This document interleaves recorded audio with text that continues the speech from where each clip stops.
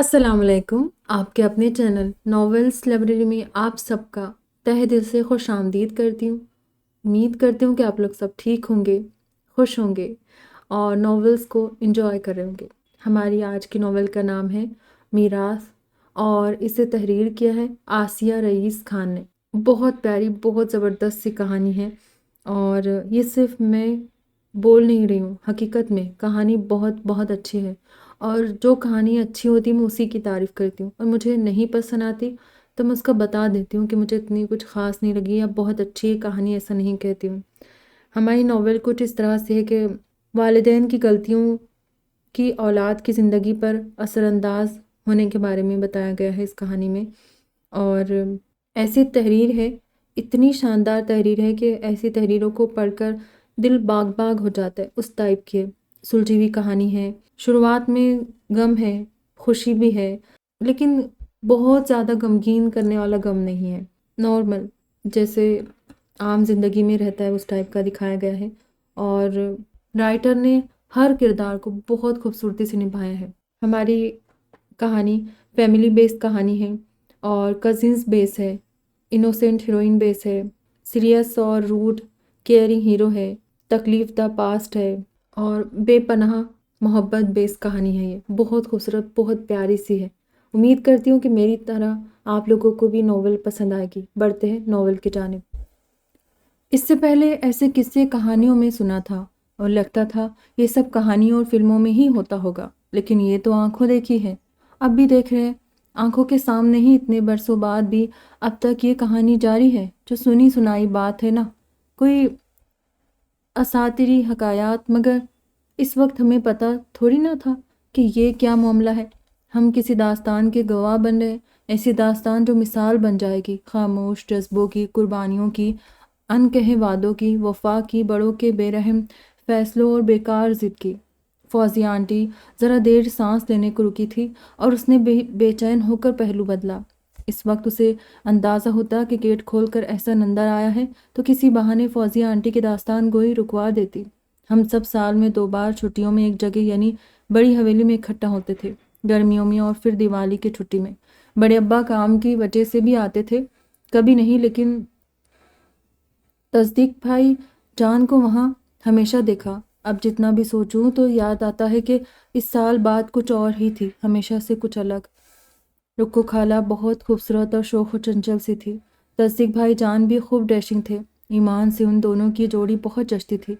रुक्को खाला का छत पर जाना, फिर उनके पीछे तस्दीक भाई जान का हम सब बच्चों को लेकर वहाँ पहुँचना, हमारे साथ खेलते हुए उनकी मुस्कुराहटों के तबादले और इशारे।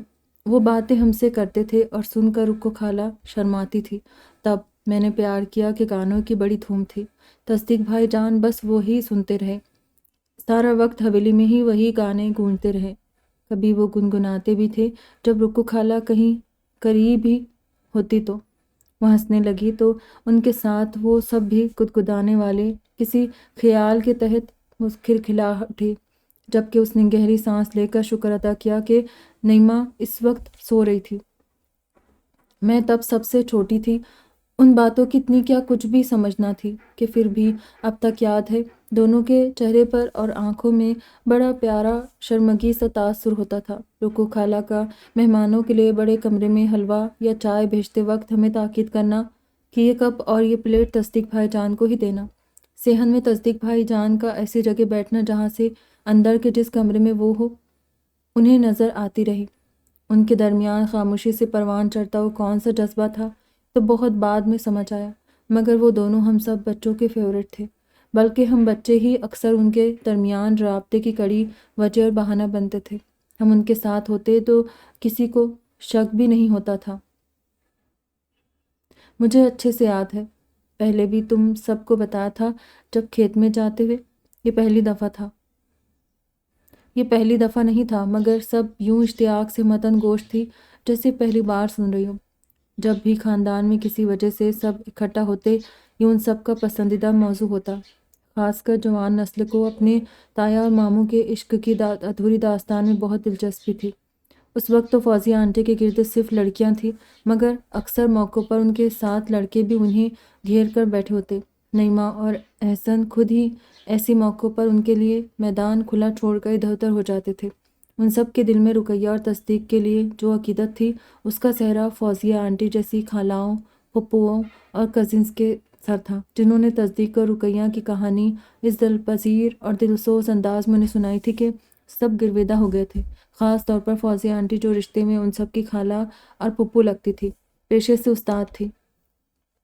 وہ ساری خالاؤں اور پھپھوؤں سے چھوٹی تھی، اخبار میں مضامین اور افسانے لکھتی تھی، کبھی کبھار ریڈیو پر اردو ادب سے متعلق نشریات میں بھی حصہ لیتی تھی، اس لیے سناتے ہوئے ان کا انداز بہت خوبصورت دلکش ہوتا تھا۔ آواز کا اتار چڑھاؤ اور ان کا لہجہ اس واقعے کو مزید دل پذیر بنا دیتا تھا۔ انہیں یوں لگتا وہ بھی گاؤں کے اس گھر صحن اور چھت پر موجود ہے جہاں یہ داستان رقم ہو رہی تھی۔ اس معصوم پیار کو جانے کس کی نظر لگی تھی کہ یہ پریم کہانی اور طریبہ داستان المیہ میں بدل گئی۔ تصدیق بھائی جان نے سب سے سمجھدار بچے کو پکڑ کر چٹھی تھمائی تھی اور اس بیوقوف نے جا کر رکو خالہ کے بھائی کو دے دی تھی۔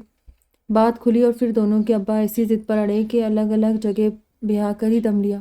دیکھا جاتا تو ان کی شادی میں کوئی بڑی رکاوٹ نہیں تھی، لیکن بس دونوں بزرگوں کو اولاد کی منمانی مرضی کرنا برداشت نہیں ہوا تھا۔ پھر وہ چٹھی کا ملنا سب سے بڑا ستم تھا۔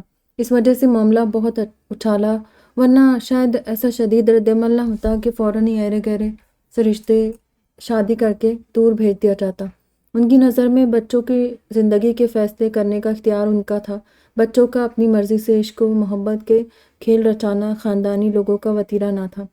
تصدیق بھائی جان نے بہت ضد کی، کھانا پینا چھوڑ دیا، ان کی امی کا دل تو پگھل بھی گیا تھا، مگر بڑے ابا نہیں مانے۔ ادھر تصدیق بھائی کی ضد نے بھی رکو خالہ کو سب جگہ مشہور کر دیا۔ چھوٹے نانا کے نزدیک یہ بہت بڑی بے غیرتی اور ذلت کا مقام تھا کہ لڑکی ذات کا نام یوں سب جگہ کسی کے ساتھ لیا جائے۔ چھٹیوں کے تبادلے ہوئے، یہ ان کے بھائیوں کی غیرت پر بھی تعزیانہ تھا۔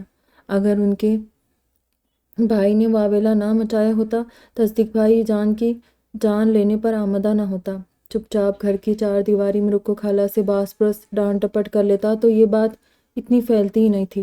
اس بات کو تماشا دراصل انہوں نے ہی بنایا تھا۔ رکو خالہ کا سب سے ملنا جلنا بند کر دیا گیا، فون پر 24 گھنٹے ایک پہرے دار بٹھا دیا گیا۔ وہ کمرے میں قید ایک مجرم ہو گئی تھی۔ ان کے ابا کے غصے سے سب ڈرتے تھے، کسی نے چوں تک کرنے کی ہمت نہیں دکھائی، یہ بھی نہ کہا کہ خاندان کے بچے ہیں، کیوں نہ دونوں کی شادی کر دی جائے، اس میں برائی ہی کیا تھی؟ مگر کسی نے منہ نہیں کھولا اور رکو خالہ کے گھر والوں نے 15 دن میں رشتہ دیکھ کر ان کا نکاح کر کے انہیں دور بھیج دیا اور پھر کبھی پلٹ کر نہ دیکھا۔ ان کے بھائیوں نے بھی ایسا ہی سلوک کیا۔ باپ کے بات تو بھول ہی گئے، انہیں ان کی امی زندہ تھی تو وہ بیٹی کی خیر خبر کرتی رہتی تھی اور مدد بھی۔ ان کی شادی کی خبر کسی ایٹم بم سے کم نہ تھی۔ تصدیق بھائی جان بڑے ابا کے سامنے کھڑے رہنے یا بولنے کی ہمت نہیں کرتے تھے، مگر ان کا حال چھپا نہیں تھا۔ ان کو ہاسپٹل ایڈمٹ کرنا پڑا، مگر اب کچھ نہیں ہو سکتا تھا، کسی اور کی ہو چکی تھی۔ یہاں سے رشتہ داری اور ملنا جلنا بھی ختم ہو گیا۔ پھر بڑے ابا کے یہاں سے کوئی حویلی نہیں آیا۔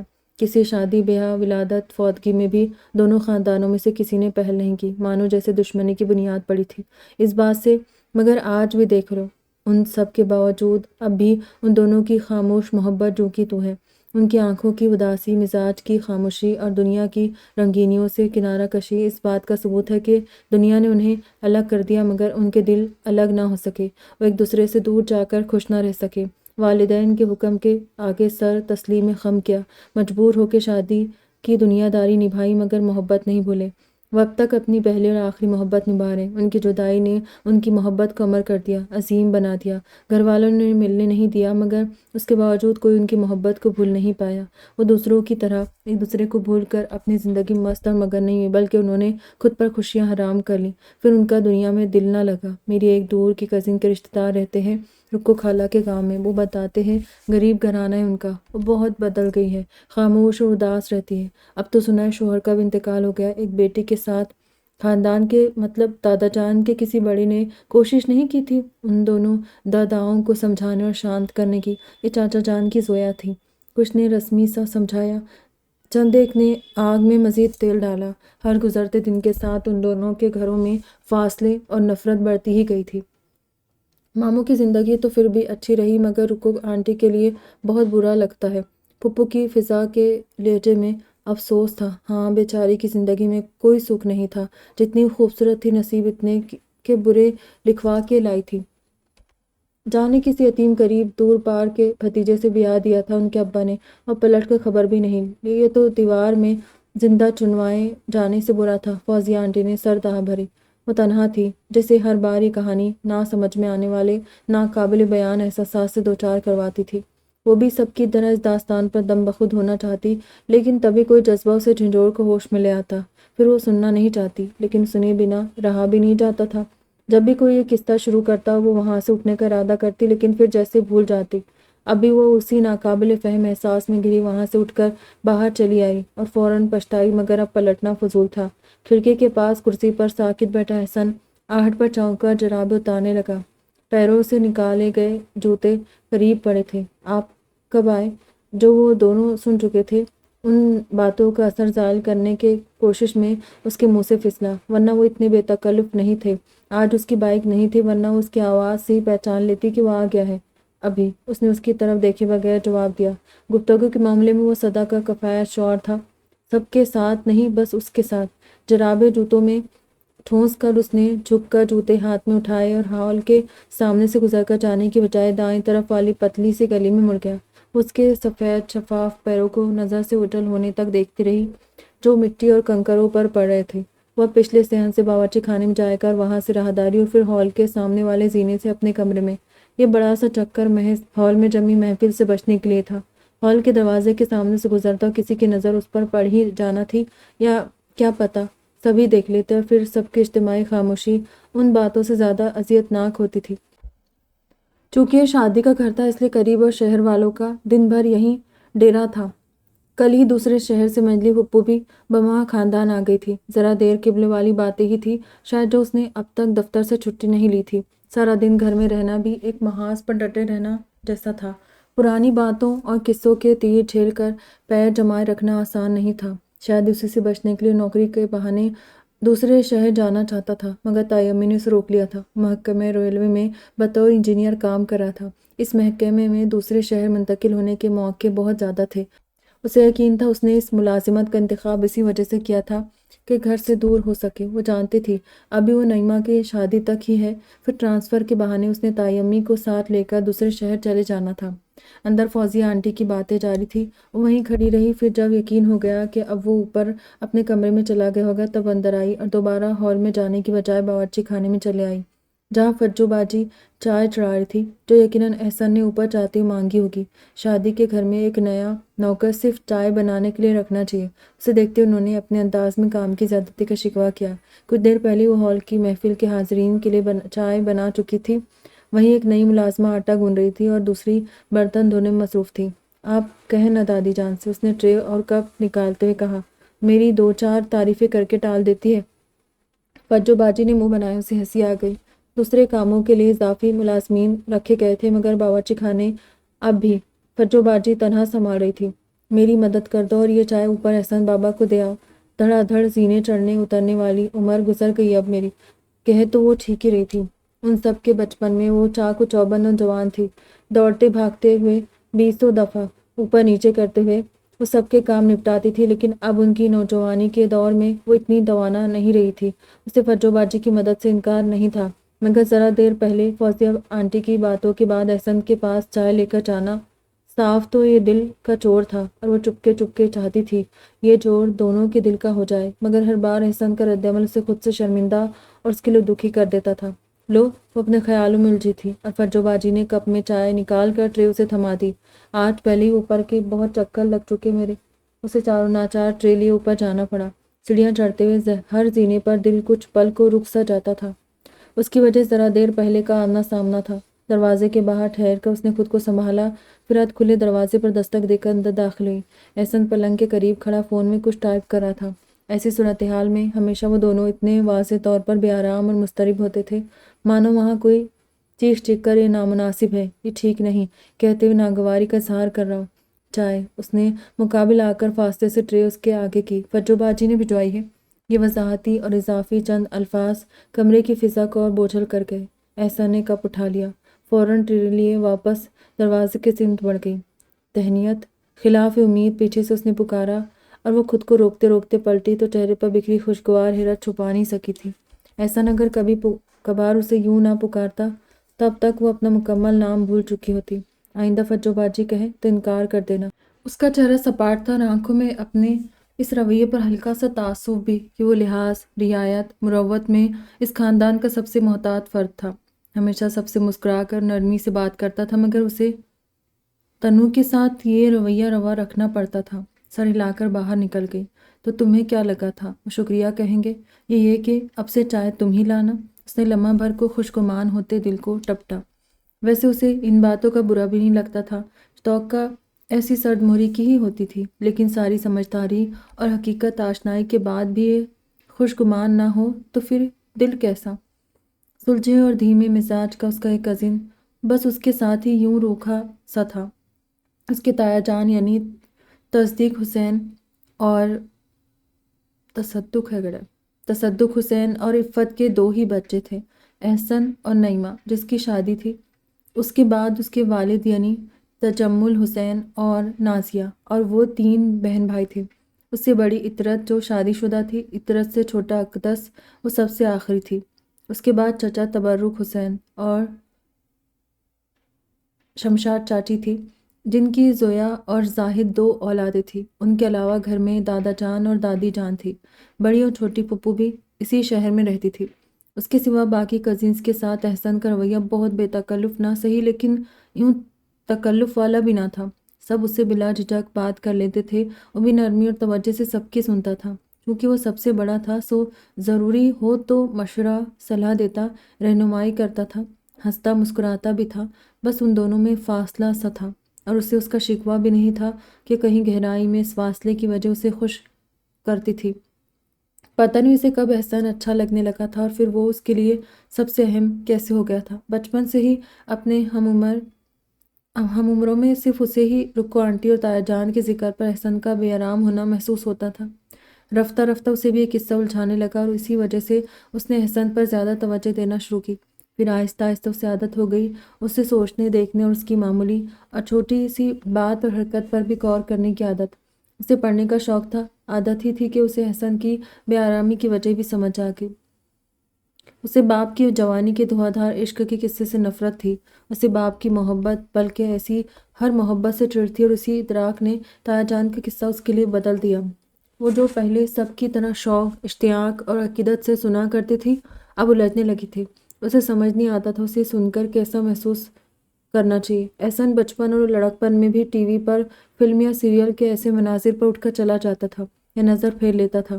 اس وقت کی باتیں تھیں جب تنو کو خود عشق محبت کی اتنی سمجھ نہیں تھی، اور جب سمجھ آئی تو دیر ہو چکی تھی، احتیاط کا وقت گزر چکا تھا۔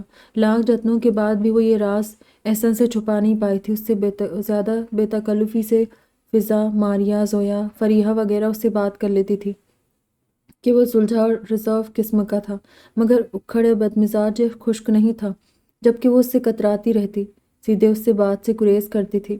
اور یہ وہی ہوا کہ اس کے چھپانے کے جتن نے ہی سب اس پر عیا کر دیا، اور اسے لگتا تھا اسی بات نے احسن کو اس سے دور کر دیا تھا۔ پھر بھی اس کا رویہ ویسا جارحانہ اور نفرت انگیز نہیں تھا جیسے اس نے توقع کی تھی۔ احسن کی اچھائی اسے اور ہی جھکا اور تھکا دیتی تھی۔ اسے لگتا وہ اس کی آزمائش بڑھا رہی ہے۔ وہ اپنی طرف سے حتم المقدور کوشش کرتی تھی کہ اس کا سامنا نہ ہو، کہ وہ اپنے احساسات اسے چھپا کے رکھے۔ چائے پلنگ کے ساتھ والی تپائی پر رکھی ٹھنڈی ہو چکی تھی، چائے کی طلب دم توڑ چکی تھی، اور دن بھر کی تھکان دگنی ہو گئی تھی۔ کپ کو ہاتھ لگائے بنا وہ تولیہ اور کپڑے لیے غسل خانے میں چلا گیا۔ چھٹی کب سے لی ہے تم نے؟ مغرب کے بعد وہ نیچے آیا تو عفت نے پوچھا۔ کل کا ہی دن ہے امی، اس کے بعد نہیں جاؤں گا۔ وہ اس وقت بھی باہر جانے کو تیار تھا۔ ابھی کہاں جا رہے ہو؟ تھیٹر کی طرف، اس کے بعد منڈپ والے کی طرف چکر لگاؤں گا۔ آپ کو کوئی کام ہے تو کہیں، ٹیلر کے پاس جانا ہے تو چلے۔ میں کہاں، سینکڑوں کام ہے مجھے یہاں، عفت نے گردن موڑ کے پکارا۔ تنو؟ جی تائی امی۔ دائرے میں سر جوڑ کر بیٹھے جھرمٹ سے اس نے سر اونچا کیا۔ الٹریشن اور فٹنگ والے کپڑے دے آؤ، تم ٹیلر کو احسن لے جائے گا تمہیں۔ مجھے ایڈریس دے دے، میں دے دوں گا، آپ فون کر لیں، کسی کو جانے کی ضرورت نہیں۔ فون پر سمجھانے والا کام نہیں ہے بیٹا، اسے بتانا اور سمجھانا پڑے گا، جو تنو ہی ٹھیک سے کر سکتی۔ اٹھو بیٹا، اسے وہیں جمع دیکھ کر انہوں نے ہاتھ سے اشارہ کیا، اٹھ گئی۔ نیما کے پاس کمرے میں ہی رکھے سارے شاپرز۔ عفت نے کہا، ایک بار پھر پوچھ لینا اس سے کیا کیا کرنا ہے، اور ٹیلر کو بھی جتا دینا سب کل شام تک کسی بھی طرح دے دے۔ جی۔ اس نے مختصر سفر میں احسن کو ہونے والی کوفت اور الجھن کا سوچ کر ابھی سے اس کے اعصاب شل ہونے لگے تھے۔ زبردستی امتحان میں ڈال دیا تائی امی نے انہیں۔ اقدس بھائی یا زاہد کے ساتھ بھیج دیتی مجھے، سوچتے نعیمہ اور اپنے مشترکہ کمرے میں آئی اور اس سے ایک بار پھر ٹیلر سے کیا کروانا ہے کی تفصیل پوچھی۔ کس کے ساتھ جا رہی ہو؟ احسن بھائی کے ساتھ۔ اس نے آئینے میں دیکھتے ہوئے بالوں پر ہاتھ پھیرا۔ منہ تو دھو لو، اسے یوں ہی عبایا پہنتے دیکھ کر اس نے ٹوکا۔ ٹھیک ہی ہے، دیر ہو جائے گی۔ اس نے اسکارف لپیٹ کر پن لگاتے کہا، دعا کرو میں تائی جان کو انکار نہیں کر سکی۔ اس نے آئینے میں اپنے پیچھے اس کے عکس کو دیکھتے ہوئے کہا، موقع ہے لگے ہاتھوں بھائی سے پوچھ لو کہ صرف تمہارے ساتھ ایسا رویہ کیوں ہے۔ اس نے سنجیدگی سے مشورہ دیا۔ یہ ناممکن ہے میاں جان۔ مسکراتے پلٹی۔ نعیمہ کی ہمیشہ یہی کوشش رہتی تھی کہ ان دونوں میں سے کوئی تو پہل کرے اور یہ سرد سی دیوار گرائے۔ اس کی تشویش پر بس ہاں میں ہاں ملاتی یہ نہیں کہہ سکتی تھی کہ وہ ایسا ہی چاہتی ہے۔ یہ عین اس کی خواہش کے مطابق ہے اور اسے اس کی وجہ بھی پتہ ہے۔ اس کے جانے کے بعد نعیمہ بستر پر گر گئی۔ ان دونوں کی زندگی پر باپ کی کھوئی ادھوری اور ناکام محبت نے الگ الگ اثرات مرتب کیے تھے۔ یہ قصہ اتنا مشہور و مقبول تھا کہ وہ دونوں بہن بھائی کم عمری میں ہی ادھر سے ادھر سب سن چکے تھے۔ حالانکہ یہ باتیں ان کی موجودگی میں نہیں ہوتی تھی مگر ان سے چھپ بھی نہیں سکی تھی۔ انہوں نے اپنے باپ کی محبت کی کہانی ہی سنی تھی، ان کی محبت دیکھی نہیں تھی، بحیثیت شوہر نہ بطور باپ۔ اس خلا اور کمی کا ہی اثر تھا کہ نعیمہ نے پہلے قدم پر ملی محبت قبول کر لی تھی اور احسن نے اس سے بچنے کے لیے پہلے قدم پر ہی اپنے گرد بڑا سخت حفاظتی کھول چڑھا لیا تھا۔ تبریز اس کی ہم جماعت یسریٰ کا بھائی تھا۔ جب یسریٰ نے اسے بتایا کہ تبریز اسے پسند کرتا ہے اور اس کے والدین اس کے گھر رشتہ لے کر آنا چاہتے ہیں تو اس نے فوراً ہاں کر دی تھی۔ وجہ تبریز سے زیادہ اس کے گھر کا ماحول تھا۔ اسے اپنی دوست کے والدین کا رشتہ اور ان کی باہمی مفاہمت بے انتہا پسند تھی۔ وہ اس ماحول کا حصہ بننا چاہتی تھی جو اس کے گھر میں نہیں تھا۔ اس کے والدین دریا کے دو کناروں کی طرح تھے، ان میں باہمی محبت کا فقدان ہی تھا جو اس نے تبریز کی محبت اپنا دل ٹٹولے بنا قبول کر لی تھی، اور یہی لا حاصل محبت تھی جو تصدق حسین نے بیٹی کا رشتہ کسی اگر مگر کے بنا قبول کر لیا تھا۔ گھر میں یہ بات چھڑی تو کسی کے کچھ کہنے سے پہلے انہوں نے فیصلہ سنا دیا تھا، اگر نعیمہ کو لڑکا پسند ہے تو مجھے رشتہ منظور ہے۔ نعیمہ کی شادی اس کی پسند سے وہی ہوگی۔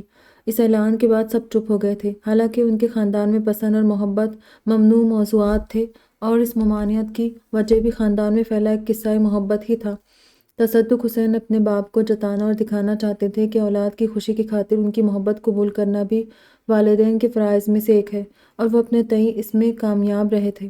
نعیمہ جانتی تھی اس کا بھائی تنو کو قریب کیوں نہیں آنے دیتا ہے، اور تنو بھی جس طرح اس کے اجتناب اور احتراز کا احترام کرتی تھی، اس کے دل کا حال سنا جاتا تھا۔ اسے اپنے بھائی کے لیے دنیا بھر کی خوشیاں چاہیے تھی مگر اپنی مرضی اور پسند تھوپے بنا بس دعا کر سکتی تھی، اور اب بھی وہی کر رہی تھی۔ وہ آگے بیٹھے یا پیچھے فیصلہ نہیں کر پا رہی تھی۔ بیٹھو، سیوں خیالوں میں گم دیکھ کر اس نے اپنی طرف کا دروازہ کھولتے ہوئے کہا، آگے یا پیچھے؟ وہ جو سوچ رہی تھی وہی زبان سے پھسلا، کہیں بھی۔ اس نے کہا اور اندر بیٹھ گیا۔ وہیں کھڑی رہی۔ دیر ہو رہی ہے، اس نے آگے جھک کر کھڑکی سے جھانک کر کہا اور وہ پچھلا دروازہ کھول کر اندر بیٹھ گئی۔ اس کے لیے فرد اول تھا۔ اس کی اپنی خواہش اور ہمکتا دل بھی احسن حسین کے بعد آتے تھے۔ ٹیلر کا ایڈریس، اس کا روا ساری حیثیات اس کی سمت متوجہ تھی مگر وہ بظاہر بے نیاز بنی کھڑکی سے باہر دیکھ رہی تھی کہ اچانک اس نے پوچھا۔ اس نے اس کی پشت کو دیکھتے ہوئے پتہ بتایا۔ اس نے سن لیا اور پھر کھڑکی سے باہر دیکھنے لگی۔ کچھ دیر بعد وہ کیٹر کے پاس رکا اور اسے کچھ کہے بنا باہر نکل گیا۔ اندر سے 10-15 منٹ بعد واپس آیا اور دوبارہ کار شروع کر کے آگے بڑھ گیا۔ جانے کتنے وقت بعد اس نے درزی کی دکان کے سامنے کار روکی۔ تنو کو اندازہ نہیں تھا، سڑک کے اس طرف کار کھڑی کرنے جگہ نہیں تھی جہاں درزی کی دکان تھی، اس لیے اس نے یو ٹرن لے کر دوسری طرف کار روکی تھی۔ ساری تھیلیاں اٹھائے سڑک عبور کر کے دکان میں پہنچی۔ وہاں سارا کام سمجھاتے اسے دوبارہ گھر فون کرنا پڑا۔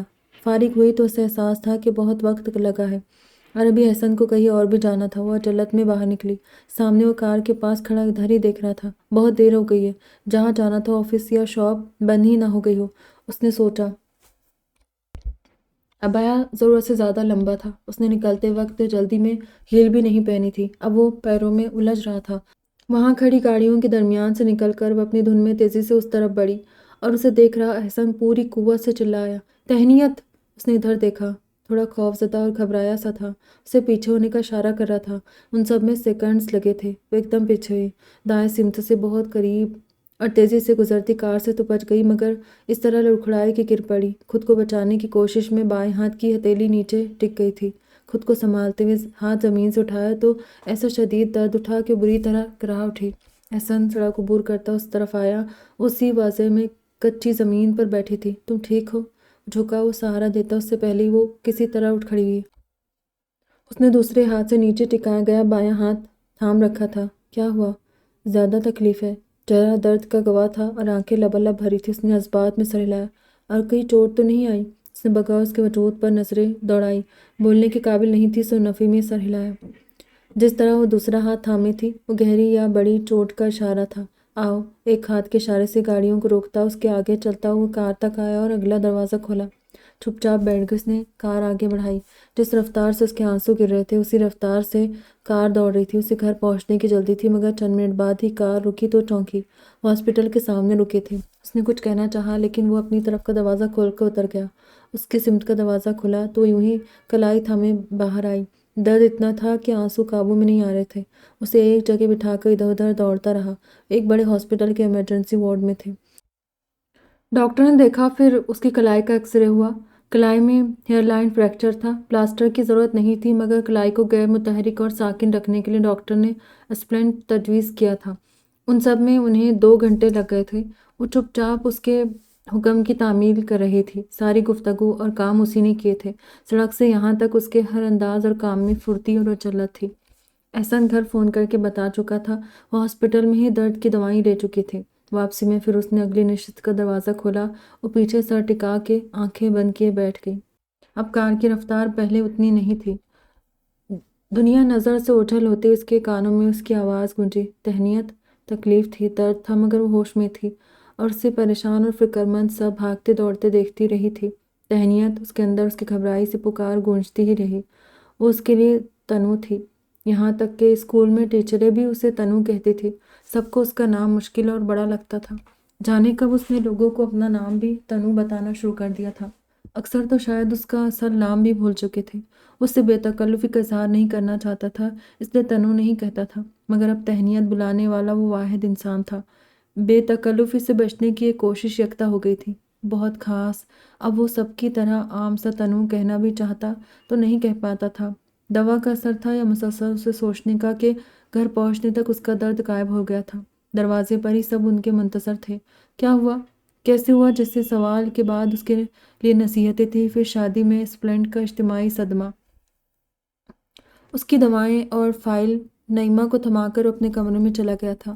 اس سے پہلے بھی اس کی کئی راتیں کروٹیں بدلتے گزری تھی، لیکن آج خاص بات یہ تھی کہ وہ مسلسل اس خیال، اس تصور کو جھٹک ہی نہیں رہا تھا۔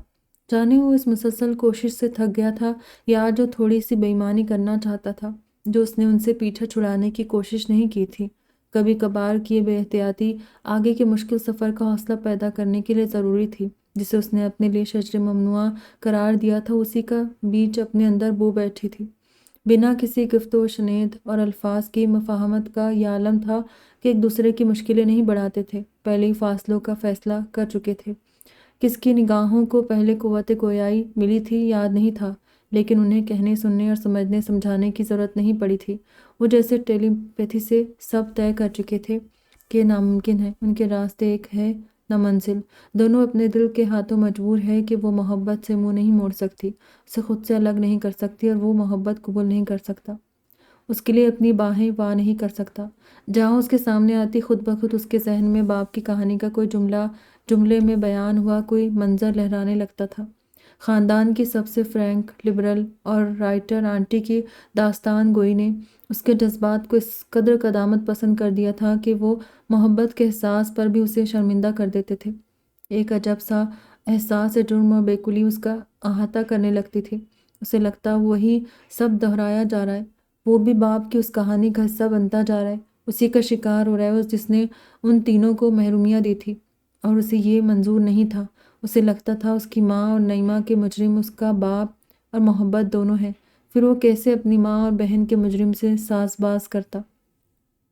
اس نے اس پر غصہ کرنا چاہا، اس بات پر اس سے ناراض ہونا چاہا کہ اس کی اجازت کے بنا وہ کیسے یہ جذبہ اس سے منسوخ کر سکتی ہے جو ان کی زندگیوں میں حسرتوں اور محرومیوں کا کارن ہے، مگر وہ ناکام رہا۔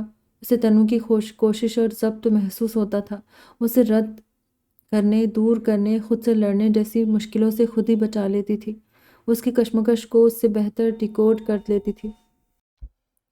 اس سے دور رہے، ان کا سامنا کم سے کم ہو اور بات تو بالکل بھی نہ ہو، مگر ایک ہی گھر میں رہتے ہوئے مکمل اجتناب اور پردہ ناممکن تھا۔ ایک دوسرے کی راہ میں آسانیاں بچھاتے، ایک دوسرے کو مشکل سے بچانے، ایک دوسرے سے دور رہنے کی کوشش میں نہ چاہتے بھی گریز اور اجتناب کے انوکھے رشتے میں بن چکے تھے۔ پھر کچھ اتفاق اور حادثات انہیں ساتھ وقت بتانے پر مجبور کر ہی دیتے تھے، جیسے آج ہوا تھا۔ چند ہی جملے انہوں نے ایک دوسرے سے کہے تھے، لیکن اس سفر اور ساتھ نے ان کے اندر ایک دنیا آباد کی تھی۔ وہ جاگتا رہا، اس سے سوچتا رہا، خود سے لڑتا رہا۔ اسے دادا جان نے اپنے کمرے میں بلایا تھا۔ تصدیق حسین کا دخل گھر کے معاملات میں نہ ہونے کے برابر تھا۔ ان کی زندگی دفتر سے اپنا کمرہ اور اپنے کمرے سے دفتر اتنی ہی تھی۔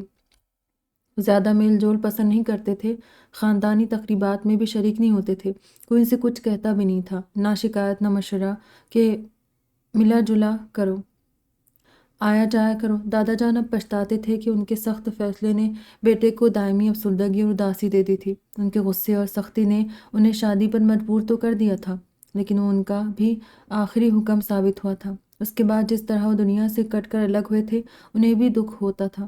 ان کا خیال تھا شادی کے بعد بیوی بچوں اور گھرداری میں لگ کر وہ ماضی بھول جائیں گے، مگر ہوا یہ کہ اس کے بعد وہ آزاد ہو گئے تھے۔ اب کوئی مزید کچھ اور ان سے منوا نہیں سکتا تھا کہ فرمانبرداری کا سب سے بڑا ثبوت وہ ان کی پسند سے شادی کر کے دے چکے تھے۔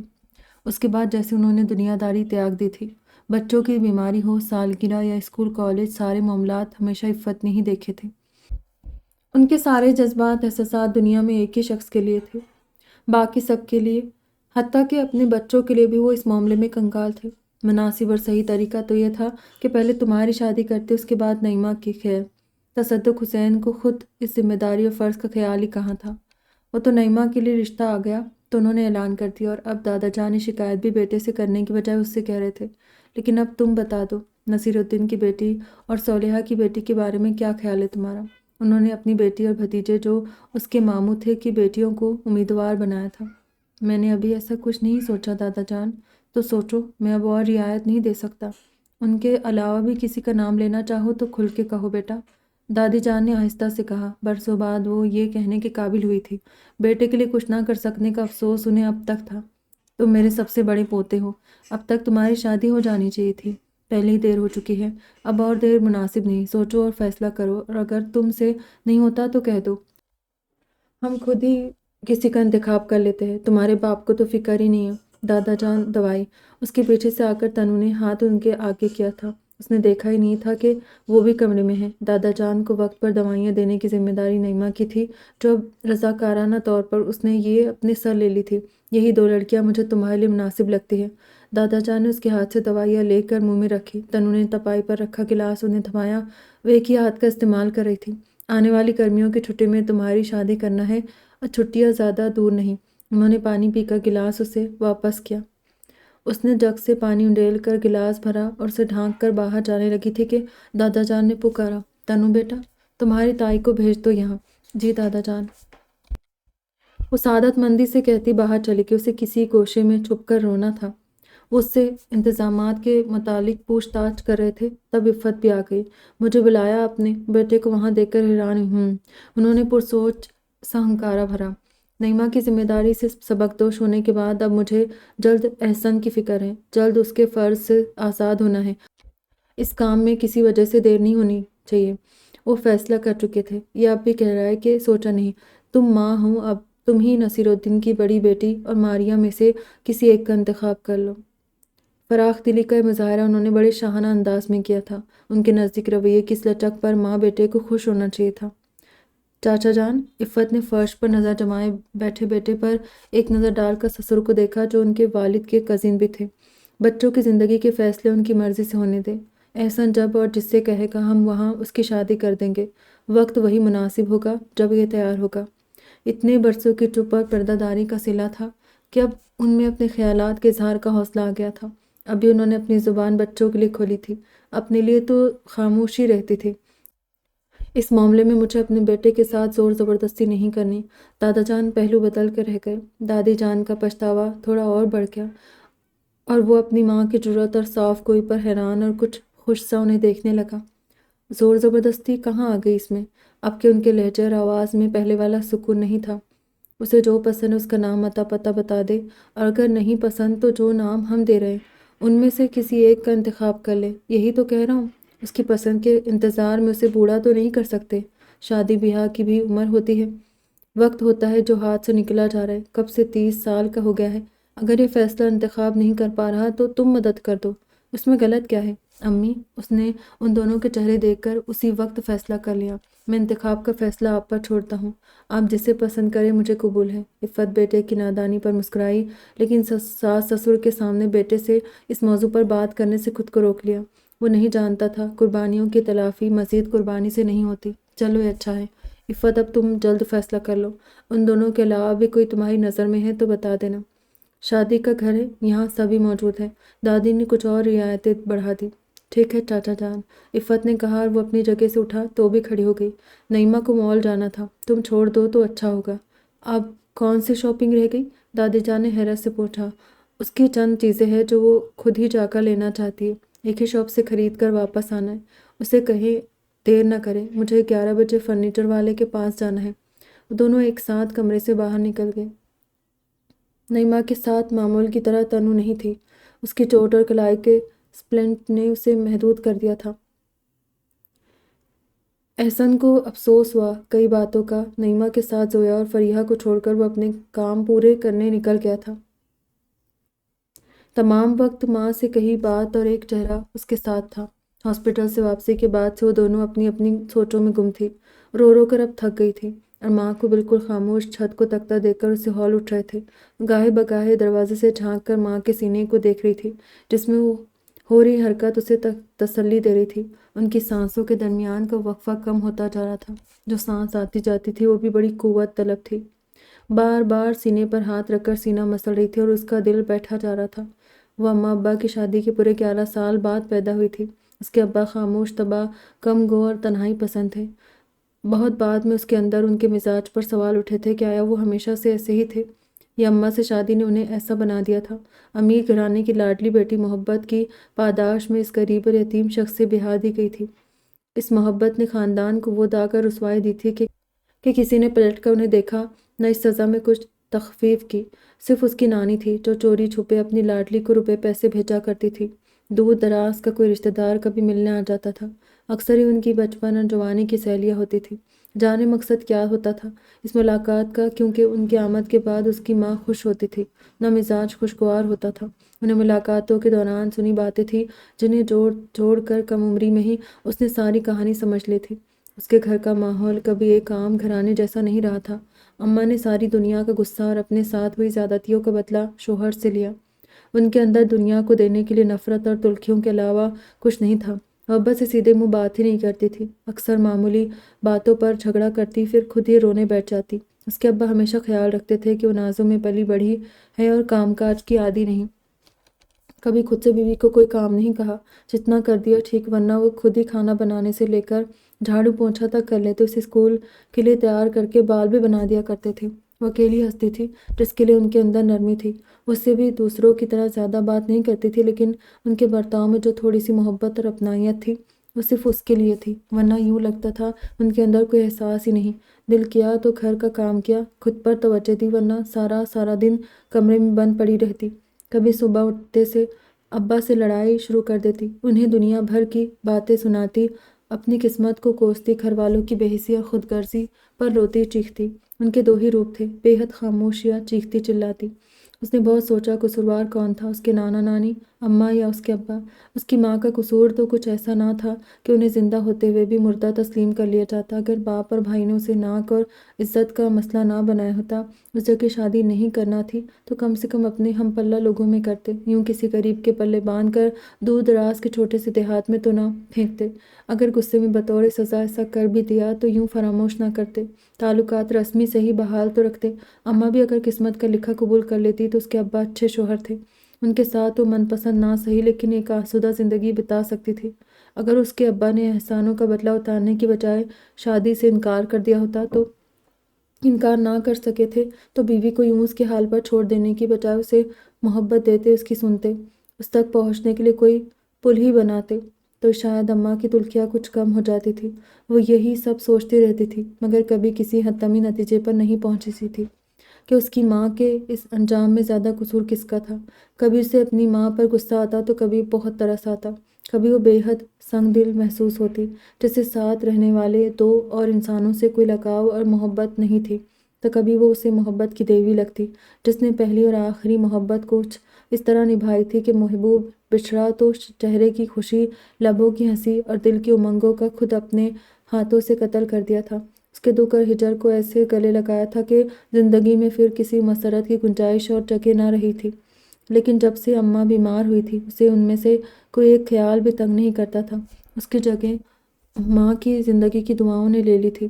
برسوں سے دل کے عارضے میں مبتلا تھی، اب صحت تشویشناک ہو چکی تھی۔ ابا تو پہلے ہی فوت ہو چکے تھے، نانا نانی بھی نہیں تھے دنیا میں۔ دو بھائیوں کے لیے وہ زندہ اور مردہ برابر تھی۔ ان کی 3 بہنیں بھی تھیں جن میں اس کی سب سے بڑی خالہ کبھی کبھار ملنے آتی تھی، لیکن اماں کی زبان کی کڑواہٹ اب کسی کو نہیں بخشتی تھی۔ ایک بار ان کی یہی کڑوی کسیلی باتیں خالہ کے بیٹے نے سن لی، تب سے ان کی آمد بھی بند تھی۔ اماں نے کبھی خود سے اپنے گھر والوں سے رابطہ کرنے کی کوشش نہیں کی تھی۔ تارا، انہوں نے اسے پکارا۔ جی اماں۔ وہ فوراً حاضر ہوئی۔ زیادہ لمبا سفر نہیں ہے، بس سے جائیں گے تو 8-10 گھنٹے لگیں گے، تو تیاری کر لے۔ کہاں جانا ہے؟ کل صبح نکلیں گے۔ انہوں نے جواب دینے کے بجائے وقت بتایا۔ ذرا رفیقہ کو فون لگا کر دے مجھے۔ انہوں نے اپنی سہیلی کا نام لیا جس سے وہ کبھی کبھار بات کر لیا کرتی تھی۔ ڈاکٹر نے جو خبر انہیں سنائی تھی انہیں اس دن کا تو کب سے انتظار تھا۔ اس زندگی اور دنیا میں وہ بس سانس لے رہی تھی، ان میں جینے کی امنگ کب کی دم توڑ چکی تھی، مگر اب ان پر بیٹی کی فکر سوار ہوئی تھی۔ انہوں نے اپنوں کے وہ خود غرض اور بے رحم روپ دیکھے تھے کہ کسی پر بھی اعتبار مشکل تھا۔ وہاں جانے کا فیصلہ بھی انہوں نے اعتبار کے بل پر نہیں کیا تھا۔ بہت لوگ قرضدار تھے ان کے، اور اب چند سے تقاضے کا وقت آ گیا تھا۔ یہ چند دن کی بجائے مہینہ بھر بھی نہیں نکلے گا۔ وہ کپڑے تبدیل کر کے آئی تو زویا نے دوبارہ اسپلنٹ کلائی میں پہناتے ہوئے تعصب سے سر ہلاتے ہوئے کہا، اسے وہی جوڑا پہننا تھا جس کے آستین چڑھانے کی خاطر اسپلنٹ نکالنا ضروری تھا۔ ڈھیلی آستینوں والے سارے نئے جوڑے اس نے رد کر دیے تھے جو انہوں نے اس حادثے کے بعد اس کے لیے منتخب کیے تھے۔ مہندی نہیں لگائی، چوڑیاں نہیں پہن سکتی، کم سے کم ڈریس تو پسند کا پہننے دو، جھوٹ تو نہ کہو، مہندی بھی ہے، چوڑیاں بھی۔ فریحہ نے دوسرے ہاتھ کی سمت اشارہ کرتے تصحیح کی۔ میرا مطلب ہے تم سب کی طرح میں مکمل تیار نہیں ہو سکتی، مگر جتنا ہو سکتی ہوں اتنا تو ہونے دو۔ نہ نکلے مہینہ بھر چلے گا مجھے۔ اس نے اسپلنٹ پہن کر ہاتھ اوپر سینے پر رکھا۔ اسے ہاتھ لٹکانے سے منع کیا گیا تھا۔ اب کوئی میرا میک اپ کر دو اور بال بھی بنا دو۔ اس نے کمرے میں جنگی پیمانے پر چل رہی تیاریاں دیکھتے ہوئے کہا۔ کسی کے پاس فرصت نہیں تھی، تبھی عطرت بیٹے کو گود میں لیے اندر آئی۔ ارے تم ابھی تک ایسے ہی بیٹھی ہو، ایک ہاتھ سے کیا کروں؟ مزاج اس کا بھی بگڑ رہا تھا۔ کیا نہیں سوچا تھا اس نے شادی کے لیے، اور وہ سب دھرا کا دھرا رہ گیا۔ نیما کو لینے گاڑی جا رہی ہے پارلر، تم بھی چلی جاؤ، وہیں سے ریڈی ہو کر آ جانا۔ مجھے اس کے ساتھ جانا تھا لیکن نہیں جا سکی۔ عطرت کے چند ماہ کے بیٹے کو بخار آ گیا تھا۔ انہوں نے سوئے بیٹے کو جھولے میں لٹایا۔ پہلے کیوں نہیں بتایا اپی؟ ماریا چیخی۔ انہوں نے 3 ہی اپائنٹمنٹ دیے تھے، میرا رہ گیا تھا، آپ کی جگہ میں چلی جاتی نا۔ اچھا ہی ہوا۔ وہ کھڑی ہو گئی۔ اسے پارلر والا پروفیشنل میک اپ اچھا نہیں لگتا تھا جو بندے کی اصلی شکل مکمل طور پر چھپا کر میگزین والی ماڈل بنا دیتا، مگر اس وقت وہی غنیمت تھا، ورنہ اسے یوں ہی دھلے چہرے سے شریک ہونا پڑتا۔ دیکھو زاہد نکل رہا تھا، کہیں چلا نہ جائے۔ اس نے فوراً زاہد کو فون لگایا۔ میں بھی آ رہی ہوں، رکو، میں گیٹ پر ہوں، جلدی آؤ۔ تیزی سے باہر دوڑی۔ راہداری میں دوسری طرف سے آ رہے احسن نے اسے بھاگ کر دروازے کی طرف آتے دیکھا تو بے اختیار ہاتھ اٹھا کر اسے روکتے ہوئے آواز دینے لگا تھا کہ ٹھٹک کر رک گیا۔ ایسے بے قابو ہونا اس کا خاصہ نہیں تھا۔ گہرے سبز فرش کو چھوتے فراق میں ہیل پہنے ہوئے جس اجلت کا شکار تھی، اسے ڈر لگا پھر کوئی حادثہ نہ ہو جائے۔ اس کے راستے سے ہٹ کر ایک طرف کھڑا ہو گیا۔ اس پر نظر پڑتے ہی اس کے قدم سست ہو گئے تھے۔ اس وقت وہاں آخر میں ہال جانے والے چند افراد ہی تھے، اور اس کے مطابق احسن کو بھی ہال میں ہونا چاہیے تھا۔ چند پل دونوں نے ایک دوسرے کو دیکھا۔ اب چونکہ وہ دوڑ نہیں رہی تھی تو وہ بھی آگے بڑھ کر زینہ چڑھ گیا۔ تنو کا کچھ دیر پہلے والا سارا جوش جھاگ کی مانند بیٹھ گیا۔ جلدی آنے کو کہا تھا میں نے۔ زاہد اسے سنبھل کر قدم اٹھاتے دیکھ کر دور سے ہی کلس رہا تھا۔ سوری، اب چلو۔ اس نے غور ہی نہیں کیا تھا زاہد کے بغل والی نشست پر کون بیٹھا ہے۔ سارا راستہ وہ خاموشی سے باہر دیکھتی رہی اور زاہد کے ساتھ باتوں مشغول کامران کی نظر بھٹک بھٹک کر بیک ویو مرر میں اس پر ٹھہرتی رہی۔ تنو کی بند آنکھوں کے پیچھے سیاہ کرتے شلوار میں دروازے کے پاس کھڑا وہ خوبصورت انسان تھا جو اس کا نہیں تھا۔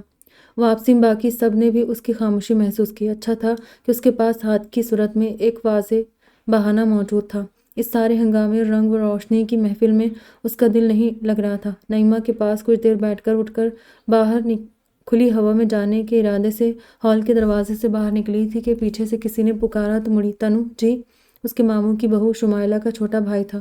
اس کے رکنے پر وہ مزید قریب آیا۔ اسے لگا تھا کہ کوئی کام کی بات پوچھے گا یا خواتین والے حصے سے کسی کو بلانے کو کہے گا، مگر وہ جس طرح غور سے اسے دیکھ رہا تھا اسے اچھا نہیں لگا۔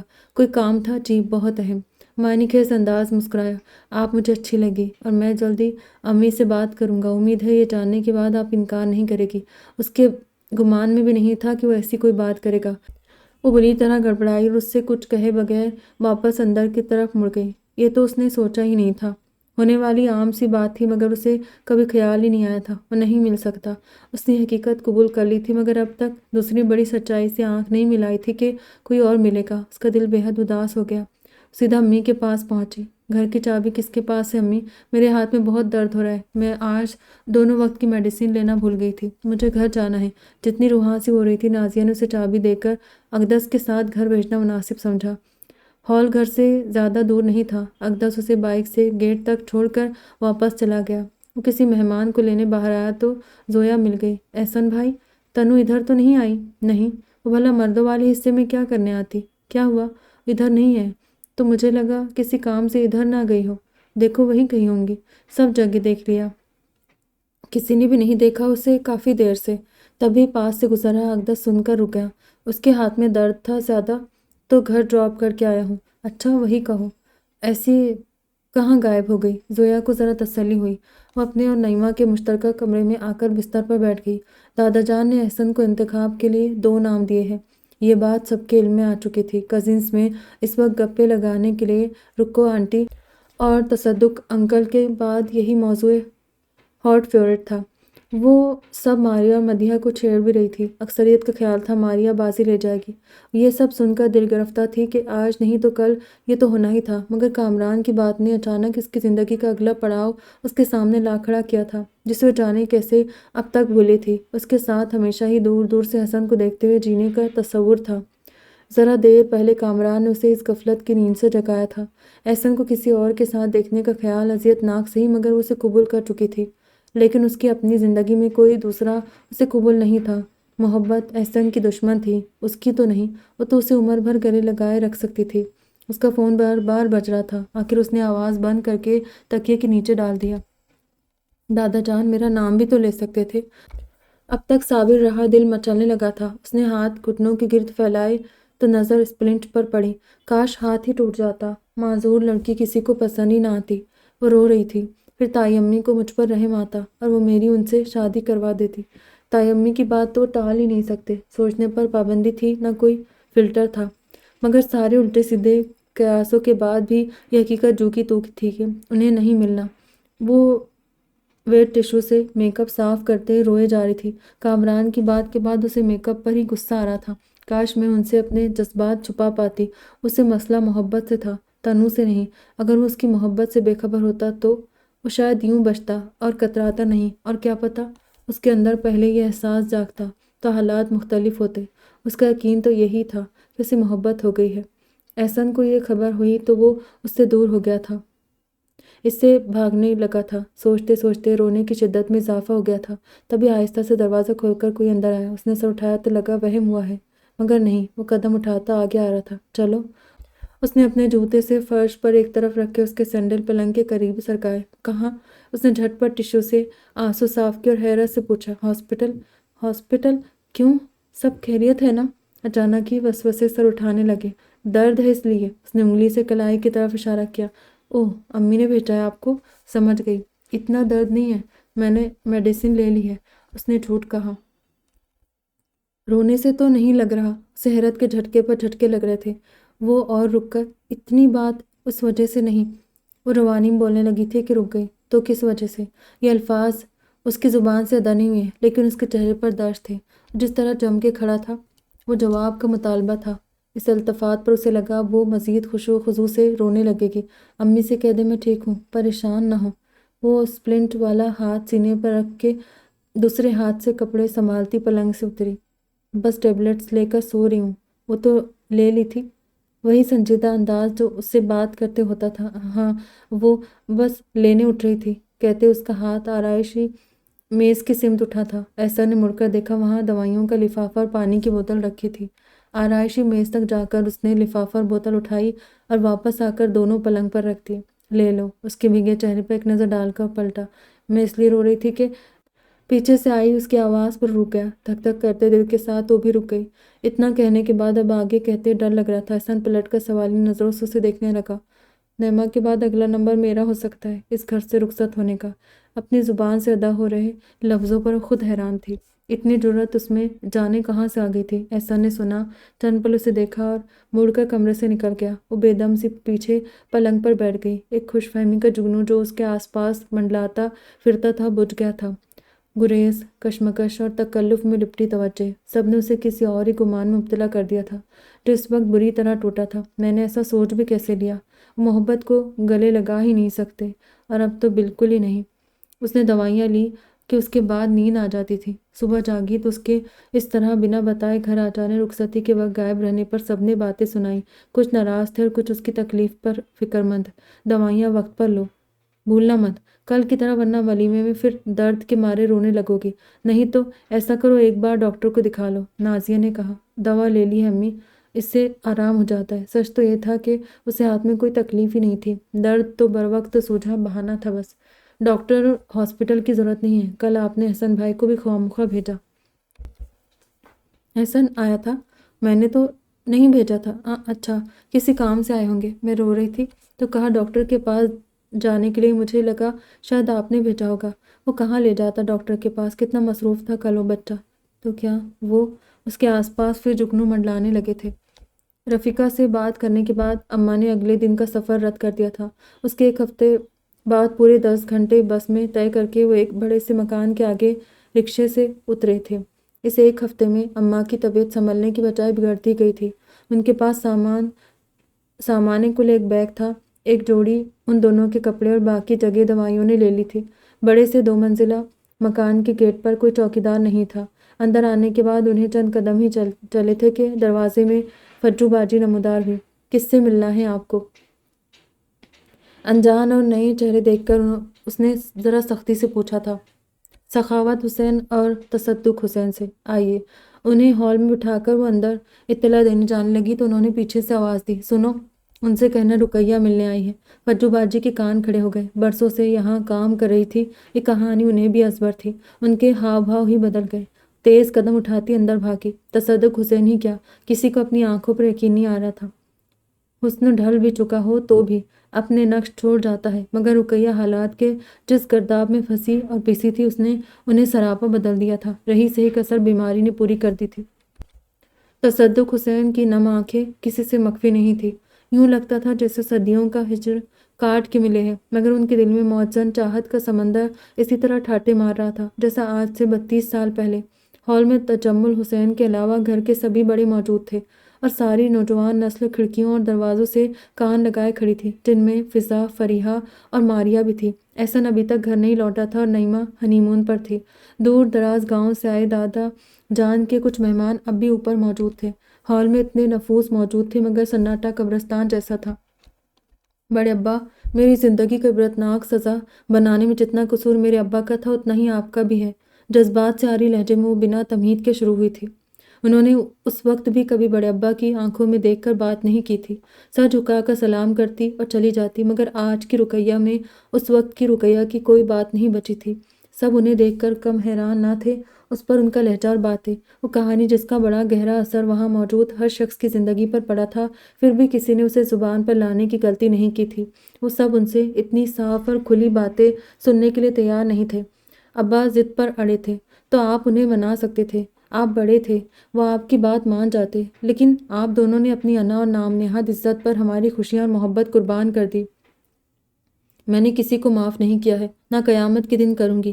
میری زندگی گزر گئی، اب مجھے اپنی بیٹی کی فکر ہے۔ میرا دل ناکارہ ہو چکا ہے، یہ بس اب کسی بھی وقت بند ہونے والا ہے۔ بات کرتے ہوئے ان کا سانس پھول رہا تھا، چہرے اور پیروں پر سوجن تو تھی ہی، سرخی بھی زیادہ بڑھ گئی تھی۔ تصدق حسین کے انگ انگ سے بیقراری جھلک رہی تھی۔ ان کے اندر بہت سے سوال تھے، مگر وہ سب کے سامنے پوچھ نہیں سکتے تھے۔ پھر رقیہ بھی رکنے کو تیار نہ تھی، اپنی کہنے آئی تھی اور کہے جا رہی تھی، میری اور میری اولاد کی افلاس بھری زندگی کے ذمہ دار میرے بھائیوں اور ماں باپ کے ساتھ ساتھ آپ بھی ہیں۔ مجھے اپنے بھائیوں سے اب بھی کسی اچھائی کی امید نہیں ہے، اسی لیے یہاں آئی ہوں آپ کو تلافی کا ایک موقع دینے کے۔ آپ ماضی کی غلطی سدھار لیں، آخرت میں شرمندگی سے بچ جائیں گے۔ میری آہوں اور انصاف کی خاموش التجاؤں کا رخ بدل جائے گا۔ انہوں نے نظروں کا رخ تصدق حسین کی سمت کیا۔ میری بیٹی کو تحفظ بھری چھت اور ایک مضبوط تعلق دے کر ماضی کی تلافی کر لے، مجھے لگے گا مجھے سب مل گیا جس کی کبھی میں نے خواہش کی تھی۔ وہ آواز مضبوط رکھنا چاہتی تھی، اس میں کامیاب بھی رہی، مگر آنکھیں بھر آئی۔ تصدق حسین کے حلق میں بھی کوئی پھندا سا اٹکا تھا۔ ستارہ ماں کی بات سن کر ششدر رہ گئی۔ یہاں آنے کا یہ مقصد تو اس کے گمان میں بھی دور دور تک نہیں تھا۔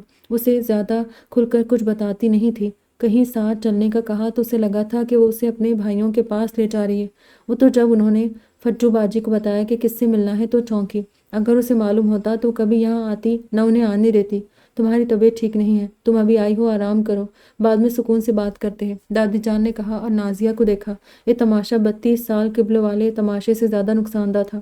ان دونوں کو کمرے میں لے جاؤ اور کھانے کا دیکھو۔ نازیہ اور شمشاد آگے بڑھی، عفت سپاٹ چہرہ لیے کھڑی تھی۔ نہیں، رقیہ نے ہاتھ اٹھا کر ان دونوں کو روکا۔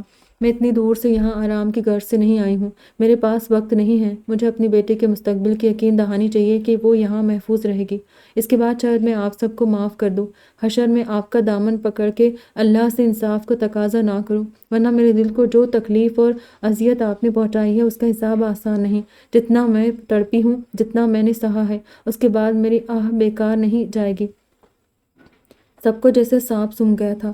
ان کے الفاظ سبھی حاضرین کو بے چین کرنے کے لیے کافی تھے۔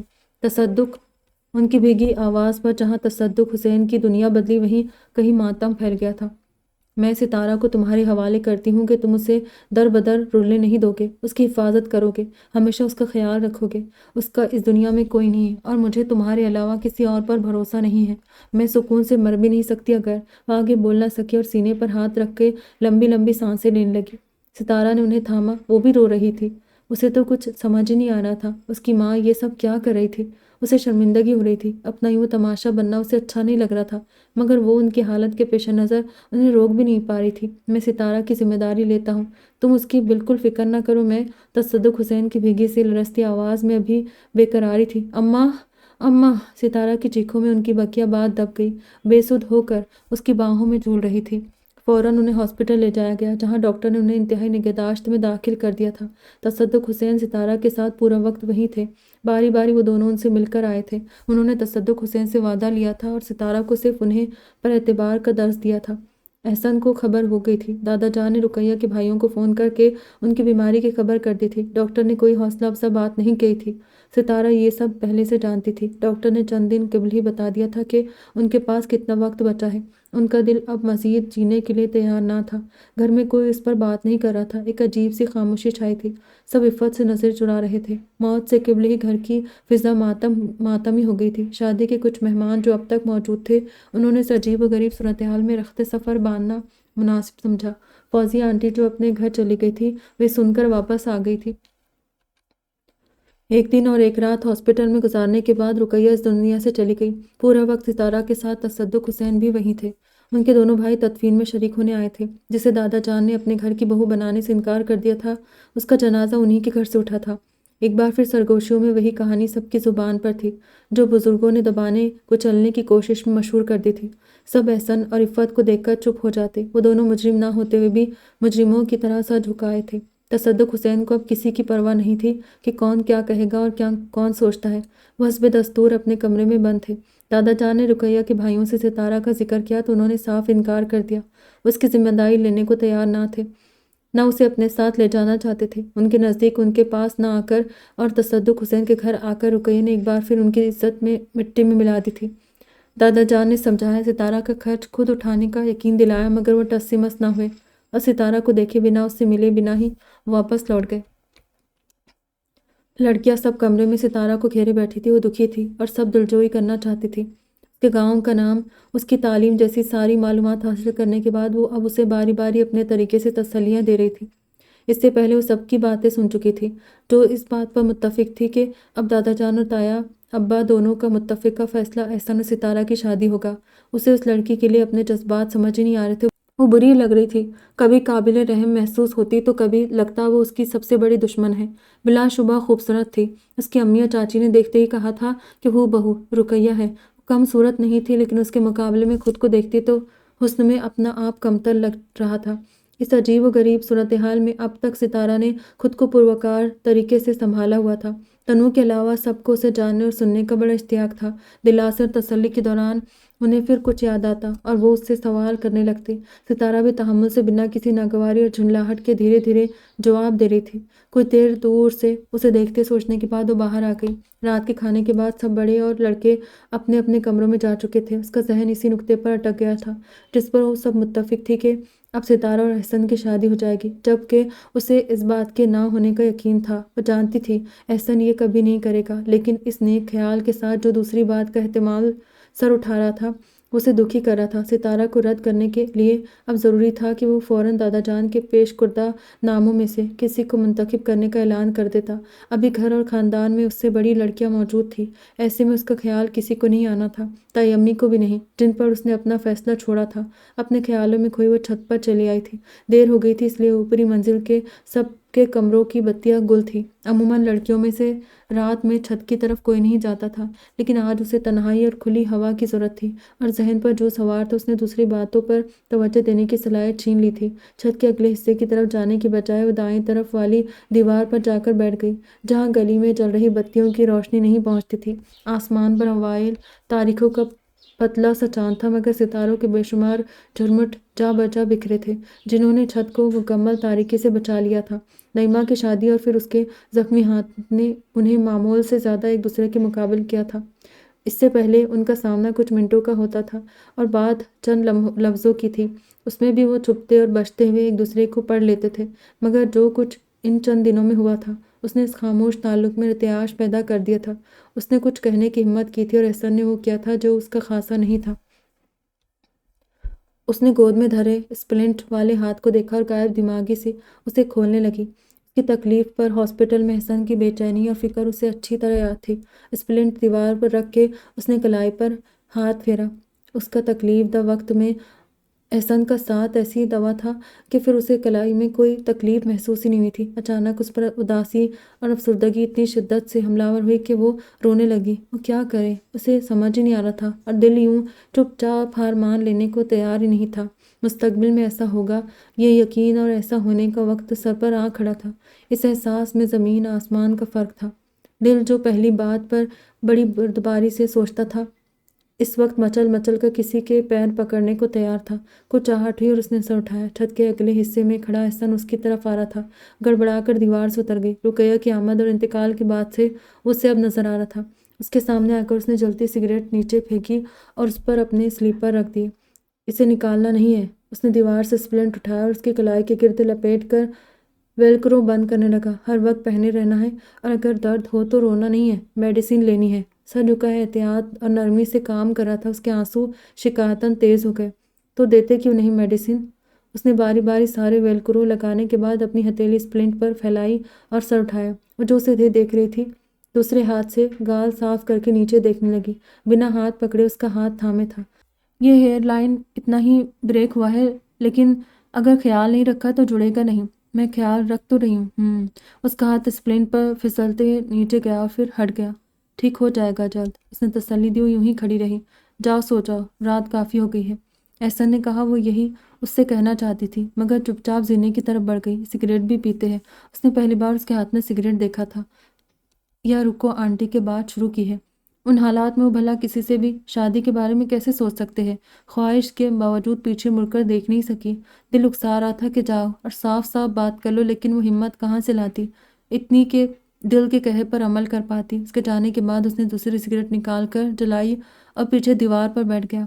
وہ ایسا بے خبر اور انجان نہ تھا کہ کلائی کے درد کو اس کے رونے کی وجہ مان لیتا، مگر وہ اس کے آنسوؤں کی وجہ ختم کرنے پر بھی قادر نہیں تھا۔ ایک عجیب سی بے بسی تھی جو اس سے جکڑ لیتی، جس کے بعد وہ کوشش بھی کرتا تو اپنی کھینچی لکیر کے آگے بڑھ نہیں پاتا تھا۔ اور اب تو تصدق حسین جس وقت ہال میں آئے وہاں دادا جان، دادی جان اور ان کے دونوں بھائی موجود تھے۔ اچھا ہوا آپ سب موجود ہیں، سب کو اپنا فیصلہ سنانے ہی آئے تھے۔ ابا میں نے فیصلہ کیا ہے کہ احسن اور ستارہ کی شادی کر دی جائے۔ بات ہی ایسی تھی کہ فوراً کوئی کچھ نہیں بول سکا۔ یہ ایسی بات نہیں ہے جس کا فیصلہ تم اکیلے کرو۔ دادی جان سب سے پہلے بولنے کے قابل ہوئی۔ احسن کی کہیں بات طے نہیں اور اس کی یہ عمر شادی کے لیے بالکل درست ہے، تو تمہیں خیال آ گیا بیٹے کی عمر اور شادی کا؟ دادا جان کا لہجہ طنزیہ تھا۔ انہیں اس وقت بھی کس کا خیال تھا یہ وہاں موجود سارے نفوس جانتے تھے۔ بھائی جان ابھی موقع نہیں ہے ان سب باتوں کا، ہم اس پر بعد میں تسلی سے گفتگو کریں گے، تجمل حسین نے کہا۔ ابھی موقع کیوں نہیں ہے؟ تبھی ہال کے سامنے سے گزرا احسن انہیں نظر آیا۔ احسن، انہوں نے اسے پکارا۔ وہاں موجود کوئی بھی بندہ اس وقت یہ ذکر چھیڑنا اور سننا نہیں چاہتا تھا، مگر تصدق حسین کو اور کسی کی پرواہ ہی کب تھی۔ سب کچھ اس تیزی سے ہوا کہ انہیں اسے سمجھنے اور قبول کرنے کے لیے وقت چاہیے تھا، اور احسن کو تو اس کی سب سے زیادہ ضرورت تھی۔ وہ اندر آ کر خاموش کھڑا ہو گیا۔ ہم تمہاری اور ستارہ کی شادی کی بات کر رہے ہیں۔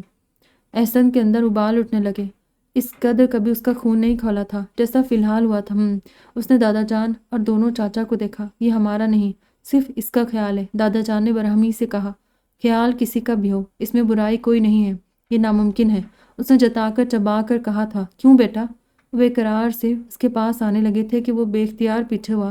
وہ بھی ٹھٹک کر رک گئے تھے۔ سنگن لینے والے نے گھر بھر میں خبر پھیلا دی تھی اور ایک ایک کر کے سب ہال میں جمع ہونے لگے تھے۔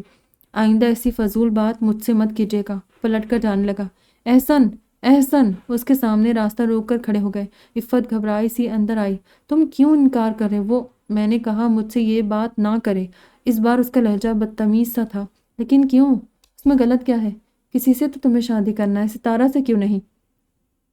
عفت کو کبھی اپنا شوہر اتنا شفاق نہیں لگا جتنا اس وقت محسوس ہوا تھا، بے حس اور شفاق۔ مجھ سے کیوں کا جواب نہ پوچھیں، آپ سے برداشت نہیں ہوگا۔ میں نے اس سے پہلے کبھی تمہاری کسی بات پر اعتراض کیا، نہ کسی معاملے میں اپنی مرضی تھوپی ہے۔ آج پہلی بار تم سے کچھ مانگا ہے بیٹا۔ ہاں ہاں ہاں، سر اونچا کر کے ہنسنے لگا۔ آج آپ کو یاد آیا؟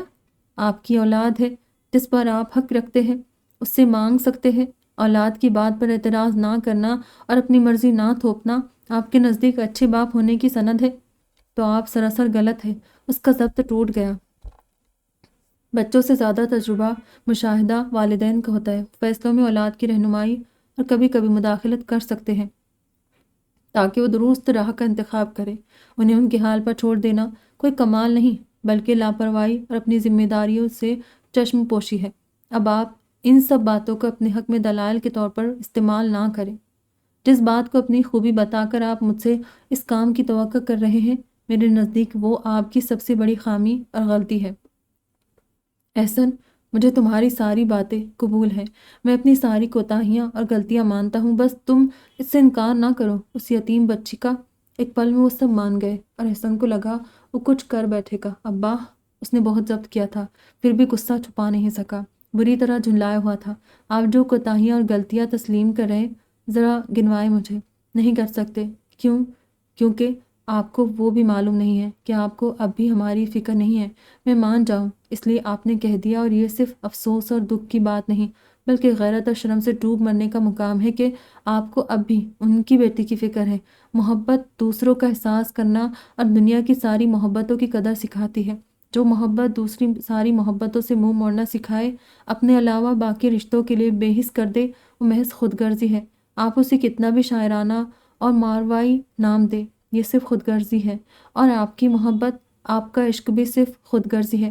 محبت میں ثابت قدمی ہی ثابت کرنا تھی تو بن باس لے لیتے، دنیا سے منہ موڑ لیتے، سارے رشتے ناتے توڑ دیتے۔ دل میں جگہ نہ تھی تو زندگی میں بھی وہ جگہ خالی رکھنے کا حوصلہ کرتے۔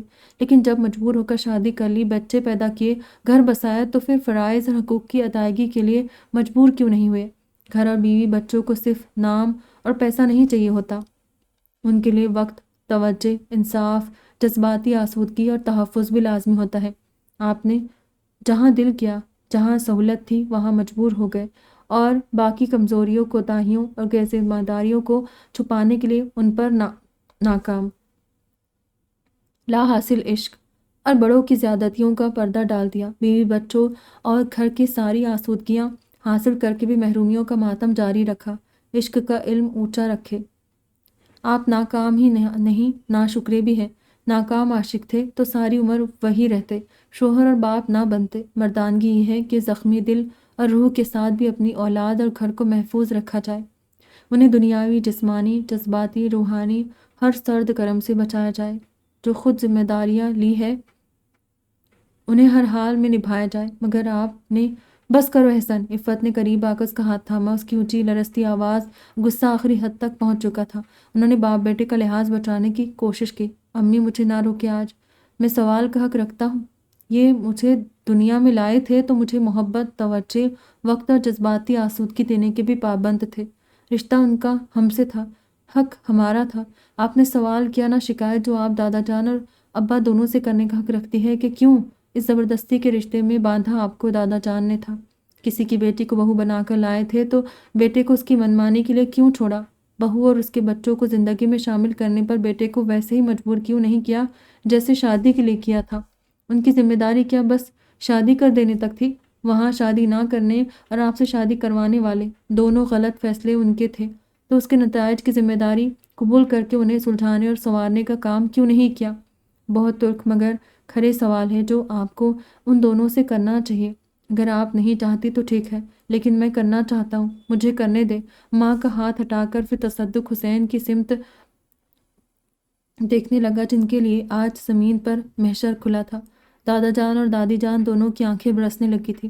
دراصل قربانی، برداشت اور وفا کی کہانی تو امی کی ہونی چاہیے، آپ کی نہیں۔ آپ کو لگتا ہے حشر میں سوال محبت کے وعدوں کا ہوگا تو کیا ذمہ داریوں اور فرائض کا نہیں ہوگا؟ امی اور آپ دونوں کا معاملے میں اگر امی آپ سے باسپرس نہیں کرنا چاہتی تو ان کے متعلق میں بھی نہیں کروں گا، لیکن میں آپ سے اپنی اور نعمہ کی بات ضرور کروں گا۔ آپ نے نعمہ کے رشتے پر بھی ہاں اسی ضام میں کی تھی، خاندان اور دادا جان کو کچھ جتانے اور دکھانے کے لیے کہ آپ اولاد کی خوشی، اس کی پسند اور محبت کے خلاف نہیں، جبکہ یہ بحیثیت باپ آپ کو پہلے اس لڑکے کے بارے میں پتہ کرنا چاہیے تھا۔ وہ لڑکا نعیمہ کا خواہش مند تھا، اتنا کافی نہیں تھا؟ اس کا خاندان، وہ گھر نعیمہ کے لیے مناسب ہے یا نہیں، پہلے آپ کو یہ یقین کرنا چاہیے تھا۔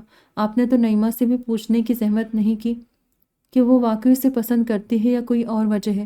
شادی اور بہتر مستقبل کے لیے بہت سی باتیں دیکھی جاتی ہے، لڑکے کی عادتیں، دوستیاں، صحبتیں، فائنینشیل اسٹیبلٹی، گھر والوں کا بیک گراؤنڈ، معاشرے میں ان کی شہرت وغیرہ، اور یہاں بھی آپ ناکام رہے۔ آپ نے کسی ایک بات پر بھی توجہ نہیں دی کہ آپ کا یہ رویہ ذمہ دار باپ والا نہیں تھا۔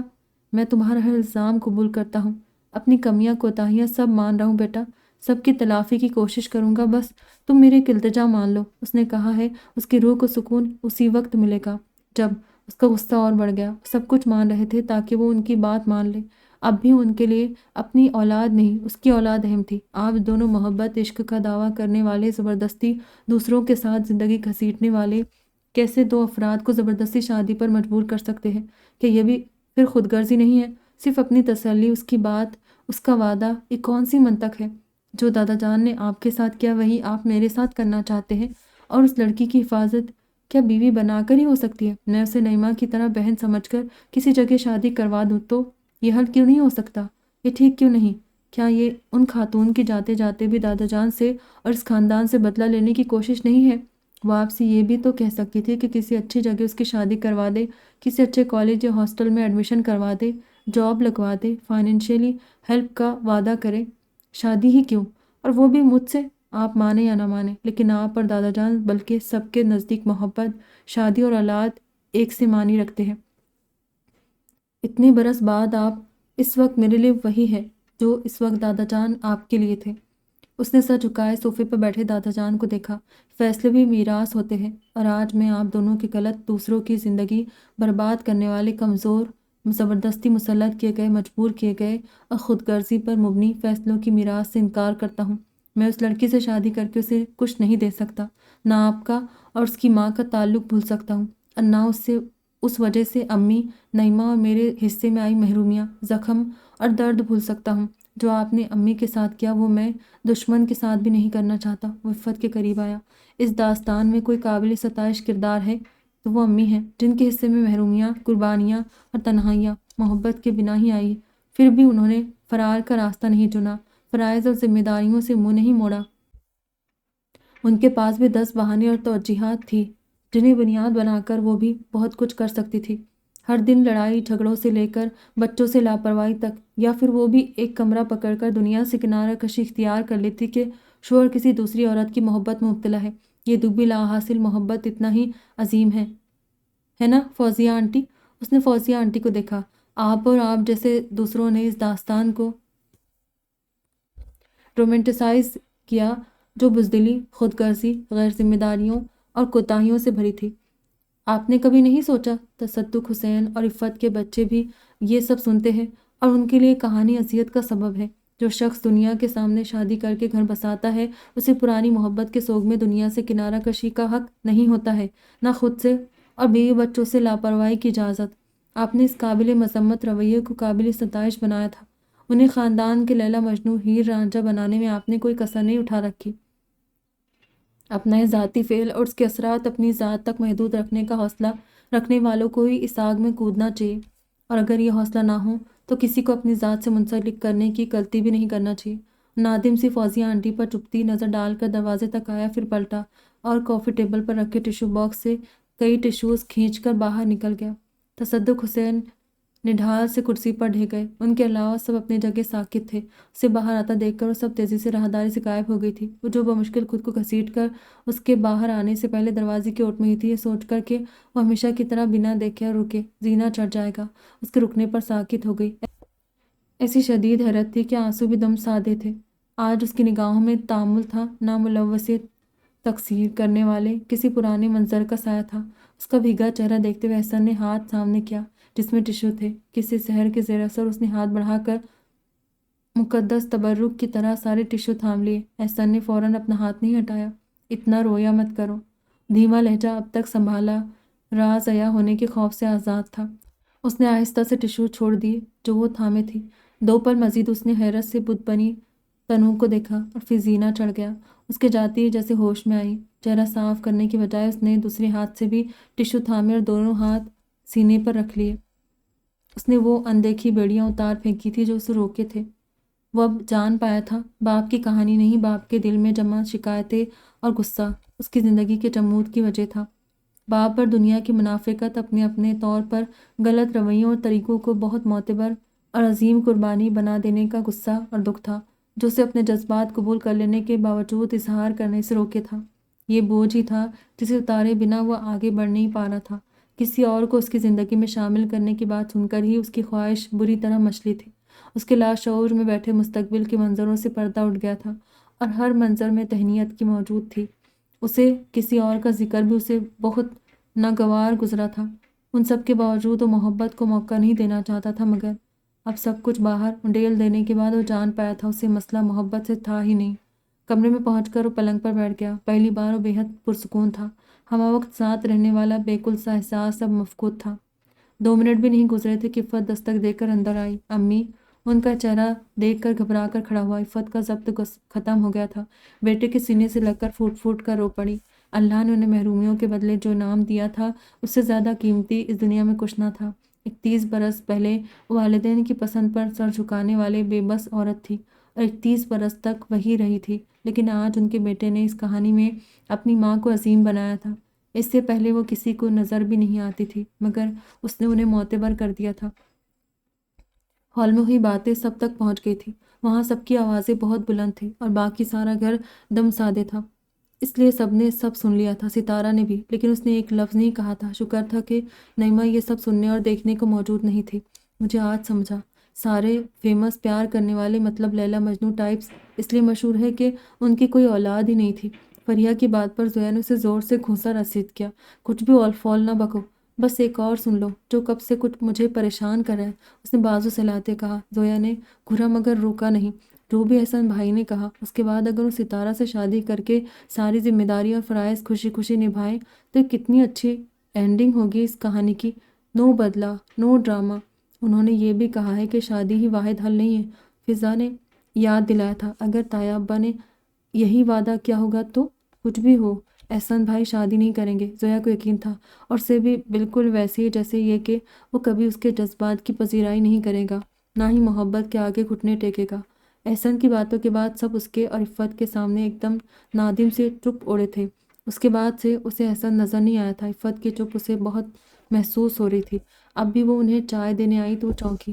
چائے تائی امی، میں لے لیتی نا بیٹا، تم نے کیوں تکلیف کی؟ انہوں نے کپ اس کے ہاتھ سے لے لیا۔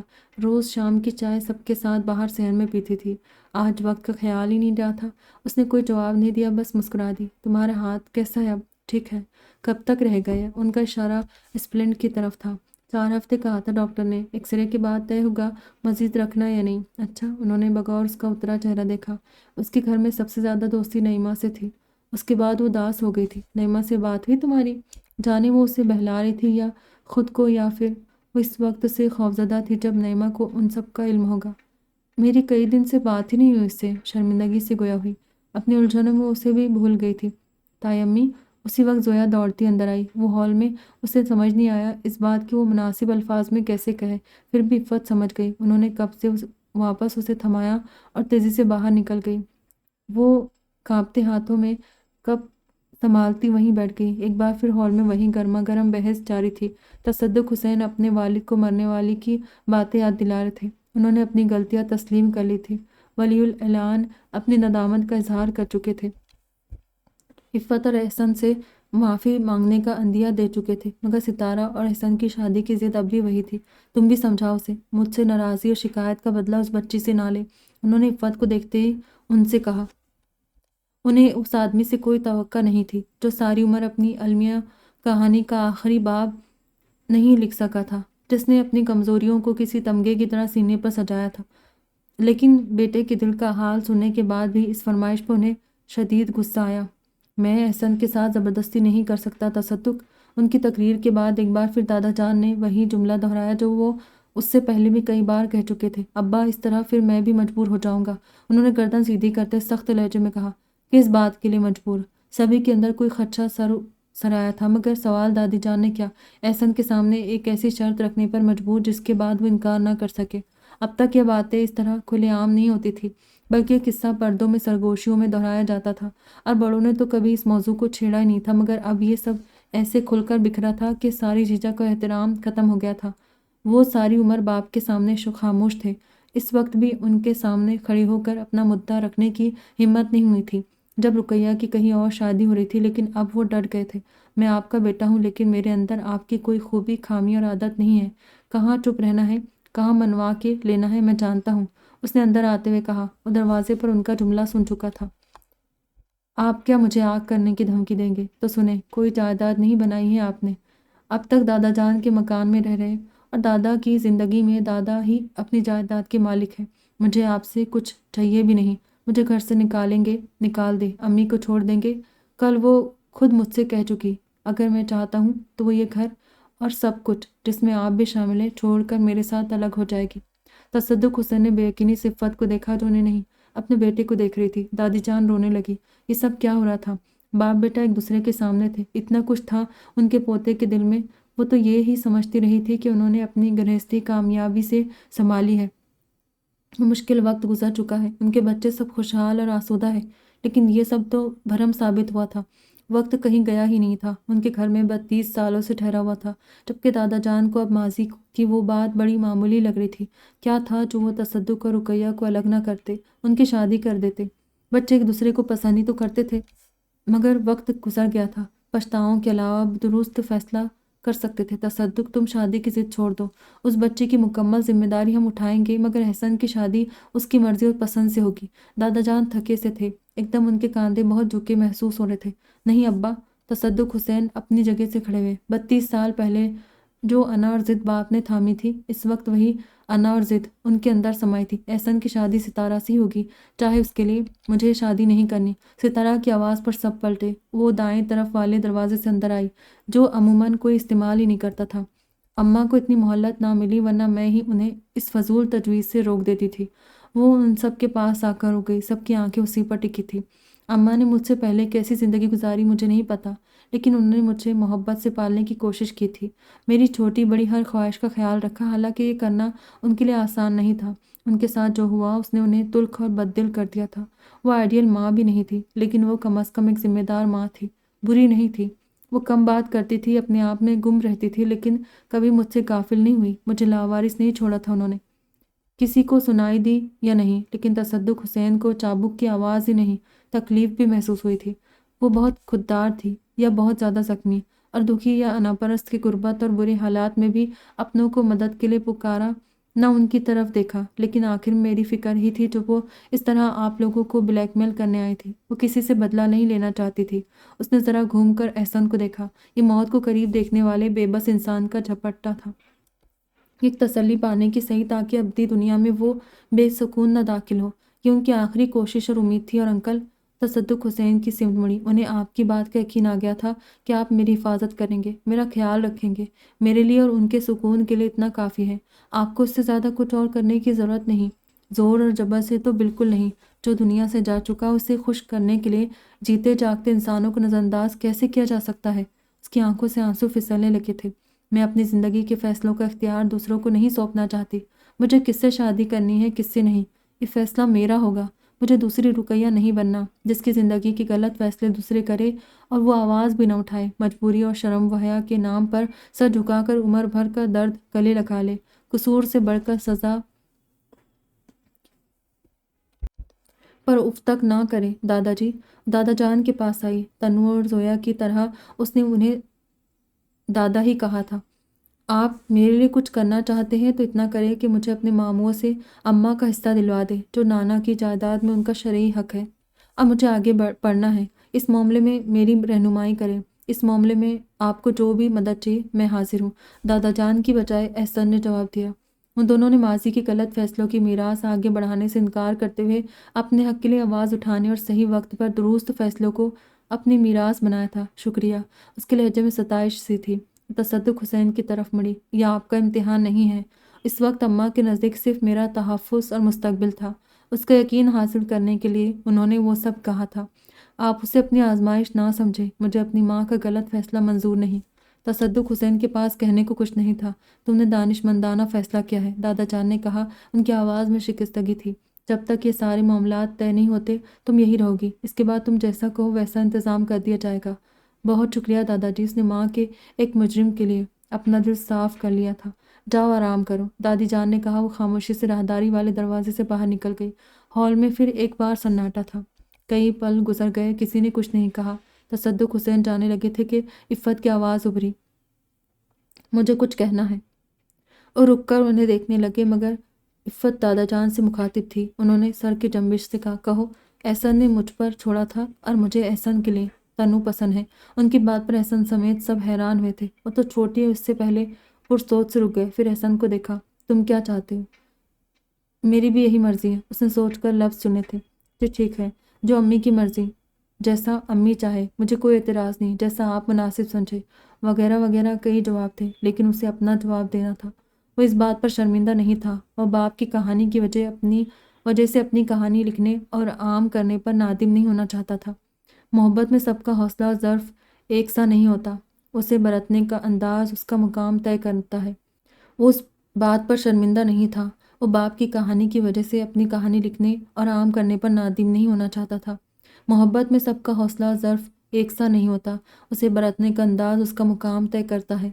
वो अब जान पाया था कि बाप के रवैये ने उसे मोहब्बत से मुतनफ़्फ़र नहीं किया था, बल्कि वो बाप के ज़र्फ़ से शर्मिंदा था, जिसकी मोहब्बत कोताह और महसूर थी। एक शख्स के आगे उनकी नज़र अंधी थी। मोहब्बत ना बख़ल सिखाती है, ना अपने पर समेटना उसकी फ़ितरत है, बल्कि ये बंदे की कजरवी होती है, जो उसे अपनी ज़ात के आगे देखने नहीं देती, अपना दायरा महदूद कर लेती है। उसने इस जज्बे से बचना ज़रूरी चाहा था, मगर हार गया था। वो अगर अपनी मोहब्बत का इज़हार और एतराफ़ ना करता तो वो भी बाप की तरह बुज़दिल और बहानेबाज़ ही कहलाता, और फिर हकीकत कबूल करने के बाद उसके मुताबिक अमल भी लाज़मी होता है, वरना यह कबूलियत अधूरी रहती है। इफ़्फ़त ने उसके लिए तन्नू को चुना था, और ये फ़ैसला यूँ ही नहीं था। ان کی زندگی کا مرکز محور سب ان کے بچے تھے، تو پھر ان سے یہ مخفی کیسے رہتا؟ محبت گزیدہ تھی، پھر بھی انہوں نے بیٹے کے لیے اس کا انتخاب کیا تھا، تو وہ کیوں اپنی محبت چھپاتا؟ زویا نے آ کر اسے کہا تو وہ ہونک سی اس کی صورت دیکھتی رہی۔ اسے بھی شوق لگا ہے یہ سن کر۔ اس نے افسوس سے سر ہلاتے پیشانی پر ہاتھ مارا۔ احسن بھائی کی شادی تم سے ہو رہی ہے، تائی امی اور انہیں دونوں کو تم پسند ہو۔ اس نے ذرا اونچی آواز میں کہتے ہوئے شانوں سے پکڑ کر اسے ہلایا۔ اسے اپنے کانوں پہ یقین ہی نہیں آ رہا تھا۔ کچھ دیر اسے دیکھتے رہنے کے بعد وہ رونے لگی۔ اے لو، فکر مند سی پیچھے ہٹی۔ اب تم انکار کر کے نیا ڈرامہ نہ شروع کر دینا۔ کیا کیا کیا ہو گیا یہاں؟ کوئی بتائے گا مجھے؟ بیگ لیے دروازے میں کھڑی نعیمہ حد درجے سنجیدہ تھی۔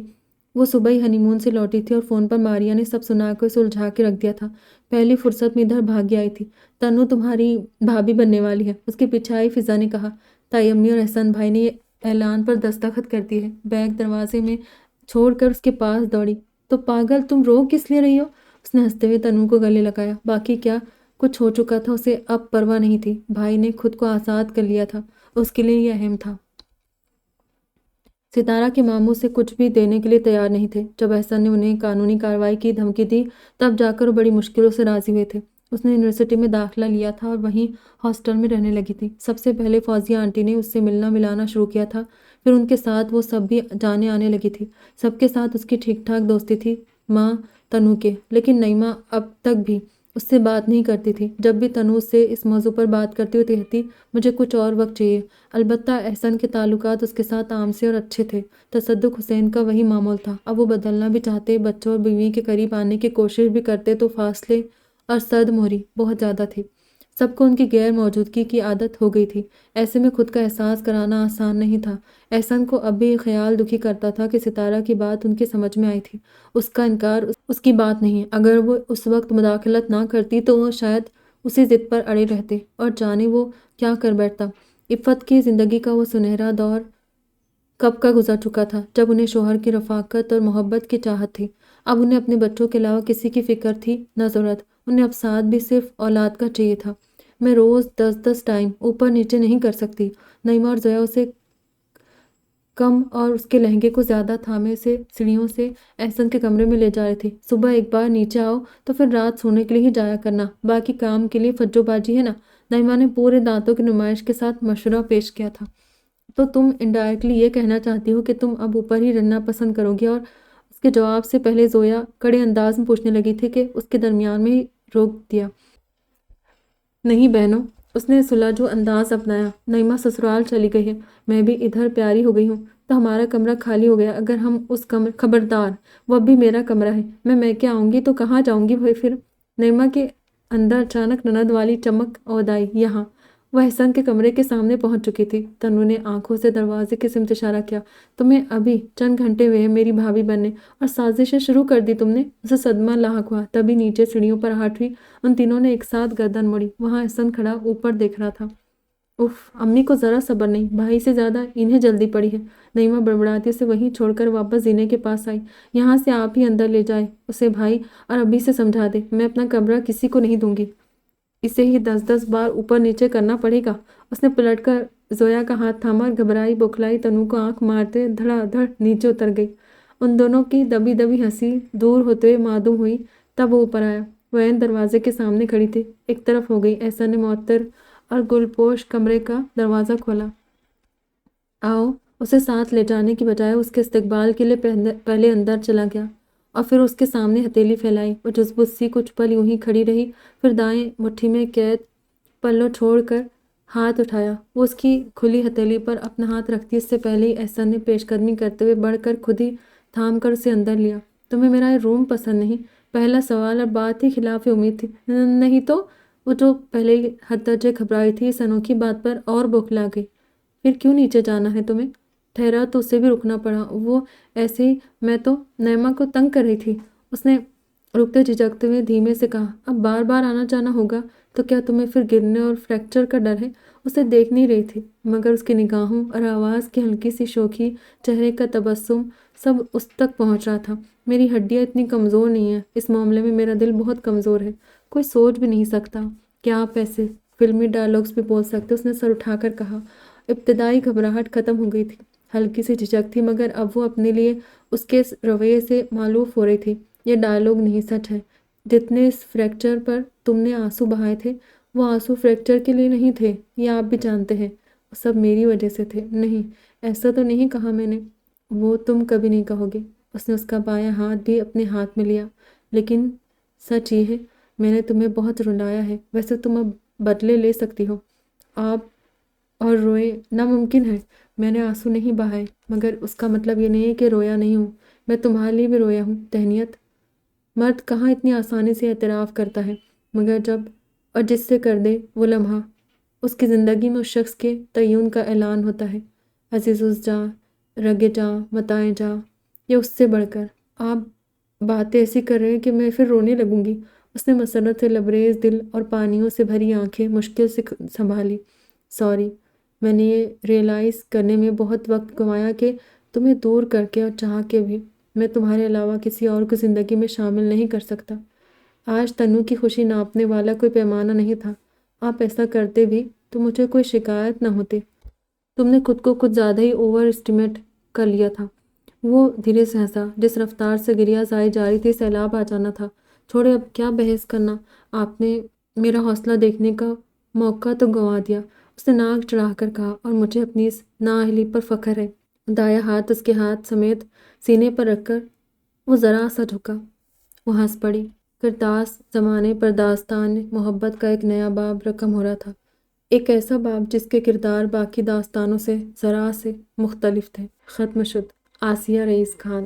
مجھے تو بہت ہی اچھی لگی کہانی، ایک لمحے کے لیے بھی، اتنا سا بھی میں بور نہیں، مجھے بہت بہت پسند آئی ہے۔ پتہ نہیں کیوں مجھے آج کل آسیہ رئیس خان کی کہانیاں بہت پسند آ رہی ہیں۔ چلیے، دعاؤں میں یاد رکھنا، اپنا ڈھیر سارا خیال رکھنا، پھر ملیں گے۔ خدا حافظ۔